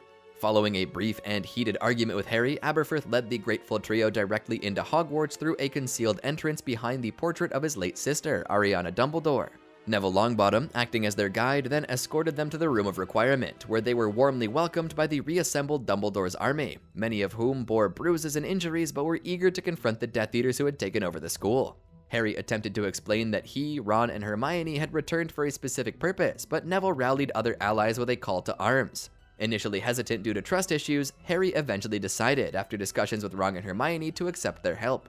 Harry cautiously inquired among the gathered students if anyone knew of a legendary artifact associated with one of Hogwarts' founders. Luna Lovegood then recounted the tale of Ravenclaw's diadem, mentioning a statue in Ravenclaw Tower depicting Rowena Ravenclaw wearing such a diadem. Unfamiliar with its appearance, Harry accompanied Luna to the Ravenclaw common room to examine the statue. There, they were ambushed by Alecto Carrow, who immediately activated her Dark Mark upon spotting Harry, summoning Voldemort. Luna covertly stunned Alecto from under the invisibility cloak. Meanwhile, Amicus Carrow tried to force his way through the common room door, which could only be opened by correctly answering a door knocker's riddle. Seeking Minerva McGonagall's help, he succeeded in entering just as Harry rejoined Luna under the invisibility cloak. Fearing Voldemort's wrath, Amicus suggested blaming Alecto's mistaken summoning on the Ravenclaw students, fabricating a story that they had coerced her into touching the Dark Mark at Wand Point. Outraged, McGonagall rejected Amicus's proposal, accusing him of cowardice. In retaliation, Carrow spat in McGonagall's face, prompting Harry to reveal himself and momentarily cast the Cruciatus Curse on Amicus, sending him crashing into the wall unconscious. Harry then confided in McGonagall about Dumbledore's mission for him, and she pledged to hold off Voldemort and his forces, buying him the time needed to search for the Horcrux. All eligible students, Dumbledore's army, and Order of the Phoenix members who had gathered prepared for the impending siege. The Battle of Hogwarts commenced as Voldemort and his army approached the school's outer defenses. On May 2nd, Lord Voldemort arrived at Hogwarts and demanded that the school surrender Harry, marking the beginning of the Battle of Hogwarts. Harry deduced that Alecto's presence in Ravenclaw Tower confirmed the identity of the Horcrux. It was Ravenclaw's lost diadem. After a moment of contemplation, he sought out the Grey Lady for information. From her revelations, Harry concluded that the Horcrux had been concealed within the Room of Requirement. Meanwhile, Harry grew increasingly concerned about the whereabouts of Hermione and Ron, who had ventured into the Chamber of Secrets. There, Hermione destroyed Helga Hufflepuff's cuff using basilisk fangs, one of the few substances capable of destroying Horcruxes. The trio hurried to the Room of Requirement, where Harry recalled seeing the diadem the previous year. However, they were ambushed by Draco Malfoy, Vincent Crabbe, and Gregory Goyle. After a fierce battle, Crabbe unleashed cursed fire that quickly spiraled out of control, consuming the entire room. Harry managed to fly himself and Malfoy to safety, while Ron and Hermione apprehended Goyle. Tragically, Crabbe perished in the Inferno, which also destroyed the diadem. With only one Horcrux left, Harry, Ron, and Hermione resolved to continue their pursuit of Nagini. Before they could begin, however, they witnessed the death of Fred Weasley. This fueled Ron and Harry's fury, but Hermione reminded them that they alone could defeat Voldemort, and that they must also focus on locating the final Horcrux amidst the ongoing battle. Snape's death. They fought their way to the Shrieking Shack, encountering scenes of horror along the way. On the grounds, Voldemort's Dementors awaited them. After witnessing so much pain and death, Harry struggled to summon the happiness needed to conjure a Patronus. He even contemplated the oblivion that might come with a Dementor's kiss. However, seeing Patronuses conjured by Luna Lovegood, Ernie Macmillan, and Seamus Finnegan inspired Harry to muster his will and drive the Dementors away. Upon reaching the Shrieking Shack, they witnessed Voldemort commanding Nagini to kill Snape. Voldemort believed that Snape, by killing Dumbledore, was preventing him from becoming the true master of the Elder Wand. With Snape's demise, Voldemort sought to secure complete control over the wand, previously owned by Dumbledore.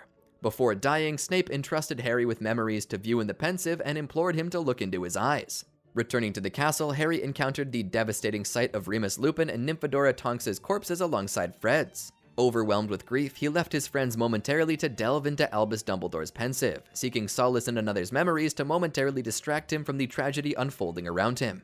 During a brief ceasefire, Harry delved into the memories provided by Snape in his dying moments. It was revealed to him that he had unwittingly become a Horcrux when Voldemort attempted to kill him as an infant. Lily Potter's sacrificial love caused Voldemort's killing curse to rebound, and a fragment of his soul attached itself to Harry, the only living being nearby. This grim revelation unveiled the dreadful truth. Voldemort had to kill Harry to render himself mortal. Harry had found himself unwillingly tethered to Voldemort's life. In these memories, Harry also learned that Snape had been aligned with Dumbledore all along out of his enduring love for Lily Evans, a commitment that began long before their Hogwarts years. It became clear that Harry's fate had always been tied to the task of eliminating Horcruxes, a calculated plan to leverage the boy marked for death as a strategic weapon against Voldemort. Despite the heaviness in his heart, Harry bravely embarked on his harrowing journey alone. As he walked through the silent halls of the castle, he felt detached, as if he were already a ghost. Harry's sacrifice. As Harry moved through the Great Hall, he searched in vain for Hermione, Ron, the Weasleys, or Luna. He felt a longing for one final glimpse of them, knowing he might never want to look away. He also realized how close Luna had become to him, a cherished friend. In a spontaneous decision, Harry instructed Neville to target Nagini if the opportunity arose, considering Ron and Hermione might be occupied. He glimpsed Ginny comforting a young girl and silently wished she could see him, though his invisibility cloak made it impossible. Walking past Hagrid's hut, memories flooded Harry. Of rock cakes, Ron's slug-vomiting mishap, and the baby dragon Norbert. Continuing into the Forbidden Forest, Harry eventually opened the Golden Snitch, revealing the Resurrection Stone inscribed with "I open at the close." Uttering the phrase, "I'm about to die," Harry summoned the stone's power, communing with the spirits of his parents, Sirius Black and Remus Lupin. Their presence brought him solace and strength as they offered protection from the encroaching Dementors. They accompanied him deeper into the forest as he journeyed towards Voldemort's camp. Approaching the Death Eaters, Harry released the Resurrection Stone. Surrendering without resistance, he faced Voldemort's killing curse. In his final moments, Harry's thoughts turned to Ginny, her fiery hair, intense gaze, and the memory of her kiss, before everything faded to black. Limbo. However, the death Harry experienced was not permanent. The bond formed when Voldemort took Harry's blood to restore his own form in 1995 kept Harry tethered to life. This connection protected Harry from Voldemort's curse, and his willingness to sacrifice himself triggered magical protections akin to those his mother's sacrifice had provided. Moreover, as Harry harbored a fragment of Voldemort's soul within him, Voldemort's killing curse inadvertently destroyed that piece of soul, leaving only one Horcrux remaining. In this liminal state, Harry encountered the spirit of Albus Dumbledore and the fragment of Voldemort's soul that had just been obliterated. Dumbledore, now transparently honest with Harry, shared everything and revealed aspects of himself no one else had seen. After finding peace with his mentor, Harry chose to return to the physical world. Endgame. Harry awoke but pretended to remain lifeless. Narcissa Malfoy, who had secretly turned against Voldemort, confirmed Harry's supposed death to protect her son. She informed Voldemort that Harry was dead, ensuring her entry into Hogwarts during the Death Eaters' victory march. Voldemort then callously subjected Harry's corpse to Cruciatus Curse before commanding Hagrid to carry it back to Hogwarts, declaring Harry's demise and demanding surrender. Initially devastated, the remaining fighters, Ron, Hermione, Ginny, and McGonagall, reacted with fury, hurling defiance at the Death Eaters. Harry's apparent death galvanized the defenders of Hogwarts. Neville Longbottom bravely confronted Voldemort, rejecting an offer to join the Death Eaters and defiantly proclaiming Dumbledore's army. During the chaos, Neville managed to wrestle the Sorting Hat from his head, drawing the Sword of Gryffindor from its depths and swiftly beheading Nagini. Unbeknownst to Voldemort, the mastery of the Elder Wand, stolen from Dumbledore's grave, had not transferred from Dumbledore to Snape, but to Draco Malfoy, who had disarmed Dumbledore before Snape killed him. Therefore, when Harry disarmed Malfoy at Malfoy Manor weeks earlier, he had become the true master of the Elder Wand. As Harry and Voldemort confronted each other for the final time, Harry attempted to explain this and also highlight Voldemort's other errors. Harry also urged to feel some remorse for his actions, which Voldemort immediately dismissed. Voldemort cast the Killing Curse, and Harry countered with the Disarming Charm. The Elder Wand refused to harm its true master, causing the Killing Curse to rebound and obliterate Voldemort once and for all, as the most powerful wand in the world finally recognized its rightful owner. Harry was immediately surrounded by jubilant comrades. Hermione and Ron were the first to reach him, followed by Ginny, Neville, and Luna. Celebrations of victory commenced, and Harry shared in the mix of sorrow and joy. Later, the trio visited Albus Dumbledore's portrait, where Harry explained everything to his closest friends. Harry decided to prevent the Deathly Hallows from ever being united again. He kept the Cloak of Invisibility, left the Resurrection Stone in the Forbidden Forest where it lay, and returned the Elder Wand to Dumbledore's tomb after using it to mend his own wand. With Voldemort's soul fragment in Harry destroyed, Harry lost his ability to speak Parseltongue. It is possible, however, that he later regained this ability. After Hogwarts, 1998 to 2006. Harry ensured that Severus Snape's portrait was placed in the headmaster's office at Hogwarts. He also occasionally visited the school to lecture students on defense against the dark arts. Harry maintained cordial relations with his cousin Dudley Dursley and his family, occasionally visiting them during Christmas, much to the dread of his own children. He also reconciled with his former rival Draco Malfoy, although their past animosity meant they were not yet friends. Career as an Auror, 2007 to 2019. At the conclusion of the Second Wizarding War, Harry was recruited by the newly appointed Minister for Magic, Kingsley Shacklebolt, and joined the British Ministry of Magic as an Auror. Kingsley waived the usual requirement of newts for those who had fought in the final battle, considering their experience sufficient to meet the skill and character criteria. Together with his close friend Ron Weasley, Harry played a key role in reforming and modernizing the Auror department and other sectors of the ministry. Hermione Granger also contributed significantly, rising to a senior position in the Department of Magical Law Enforcement. By 2007, at the age of 26 or 27, Harry was appointed as the head of the Auror office. On the 1st of September 2008, Harry was at King's Cross Station assisting a Muggle-born student to navigate through the barrier to platform 9 3/4. During the 2008-2009 school year, the same student and their friends visited the Hogwarts library to research malfunctioning broomsticks. They discovered details about Harry's Quidditch achievements, including his record as the youngest house player in a century and his unconventional catch of his first golden snitch with his mouth. In 2010, Harry was present in Hogsmeade with Rubus Hagrid when third-year students visited the village for the first time. They were seen enjoying butterbeer at the Three Broomsticks Inn, where Hagrid playfully patted Harry on the back after he choked on his drink. Later on, Harry returned to Hogwarts at the invitation of Professor Minerva McGonagall to deliver lectures on defense against the dark arts, a role he frequently undertook during this period. When Hogwarts came under attack by Dementors and other dark creatures, Harry returned once more to the school. He cast the final Patronus charm that ended the battle and encountered individuals wearing white masks near the forests, whom he suspected were responsible for the attacks. Harry reassured the students and staff, promising to investigate the matter thoroughly in his capacity as an Auror.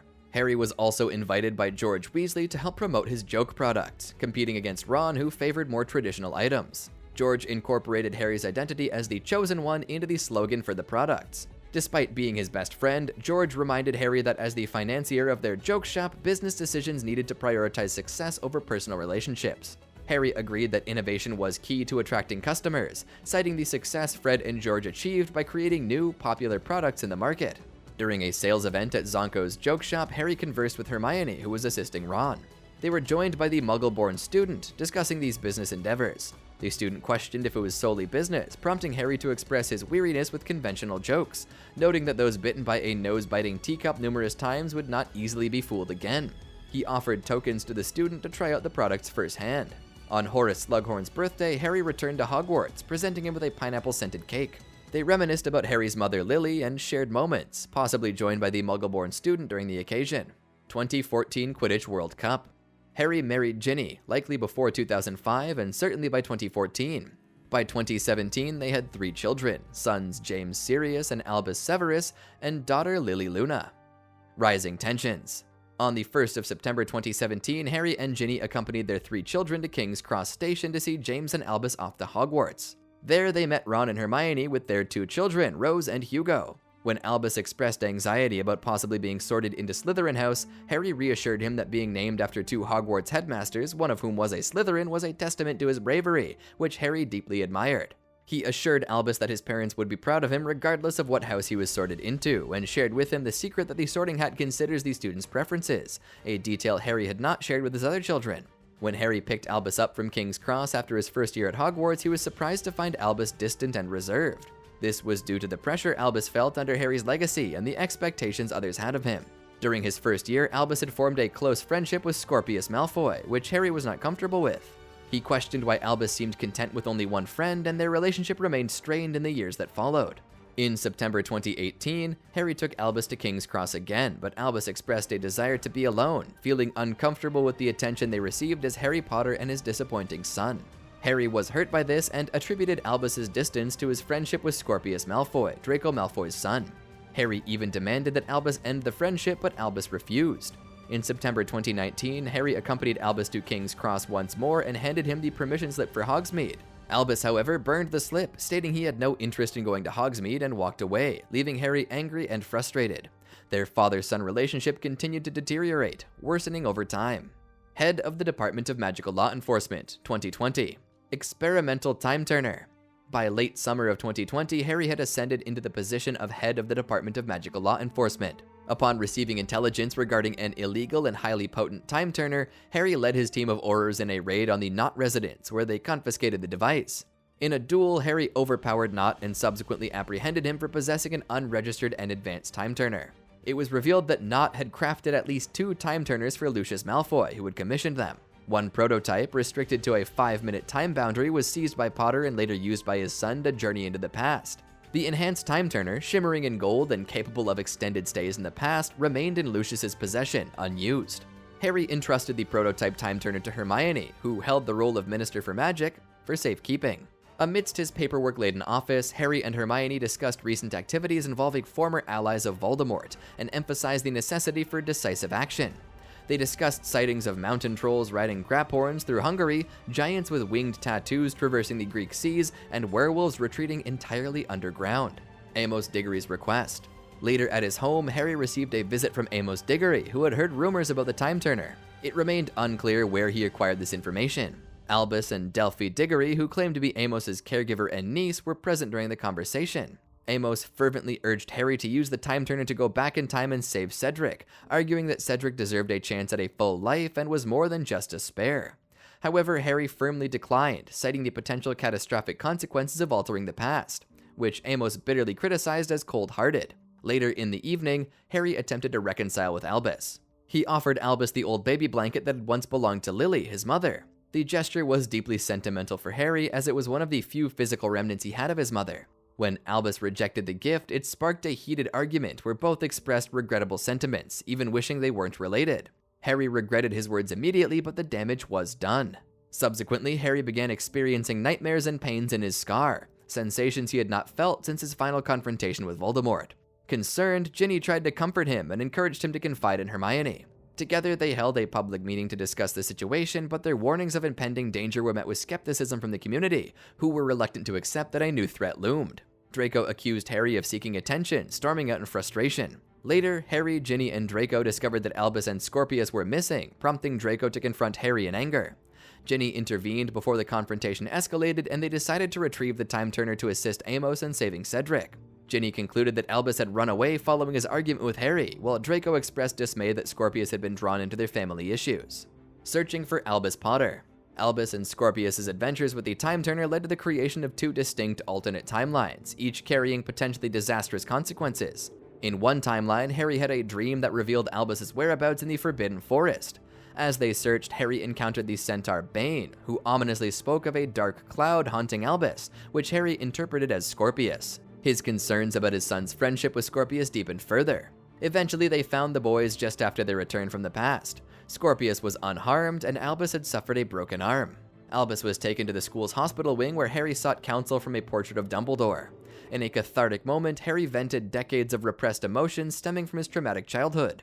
Dumbledore reassured Harry that he had always acted with Harry's best interests in mind, advising him to see Albus for who he truly was. Fearing for his son's safety, Harry demanded that Albus sever ties with Scorpius. He even pressured Headmistress Minerva McGonagall into using the Marauder's map to keep them apart, behavior that was uncharacteristic of him and driven by his overwhelming concern. During another instance of time travel by Albus and Scorpius, Draco paid a visit to Harry and Ginny. Tensions flared as they argued about their children, culminating in a heated magical duel. Ginny intervened, reminding them of the urgency to find the missing children. Draco surprised them by expressing his loneliness during his own time at Hogwarts and acknowledging Harry's fortunate friendships. Harry and Draco eventually developed a mutual respect and began to see each other as friends. Draco spoke passionately about the strong bond and sacrifices he had made for Scorpius and his late wife, which made Harry realize he'd been dangerously isolating Albus. They returned to Hogwarts, where Harry apologized to McGonagall, and they joined efforts to locate the boys, eventually discovering that they had the Time Turner. Meanwhile, in the alternate timeline created by Albus and Scorpius, Harry had perished during the Battle of Hogwarts. Through the efforts of the alternate Hermione, Ron, and Snape, Scorpius managed to restore the original timeline, bringing both Harry and Albus back to life. Harry visited Albus in his dormitory, where despite his initial anger, he laid the groundwork for reconciliation with his son. Subsequently, Harry and his friends learned that Albus and Scorpius had gone missing again and were last seen with Delphi. They sought out Amos to gather information, discovering that he'd been confunded by Delphi into believing she was his niece and caregiver. While searching for clues in Amos's room to uncover Delphi's true identity, they stumbled upon a prophecy. This prophecy, if fulfilled, could lead to Voldemort's return, revealing Delphi as Voldemort's secret daughter with Bellatrix.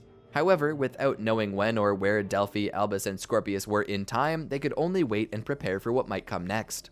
Skirmish at St. Jerome's Church. Back at home, Harry examined the blanket he had tried to give Albus and discovered there was writing on it.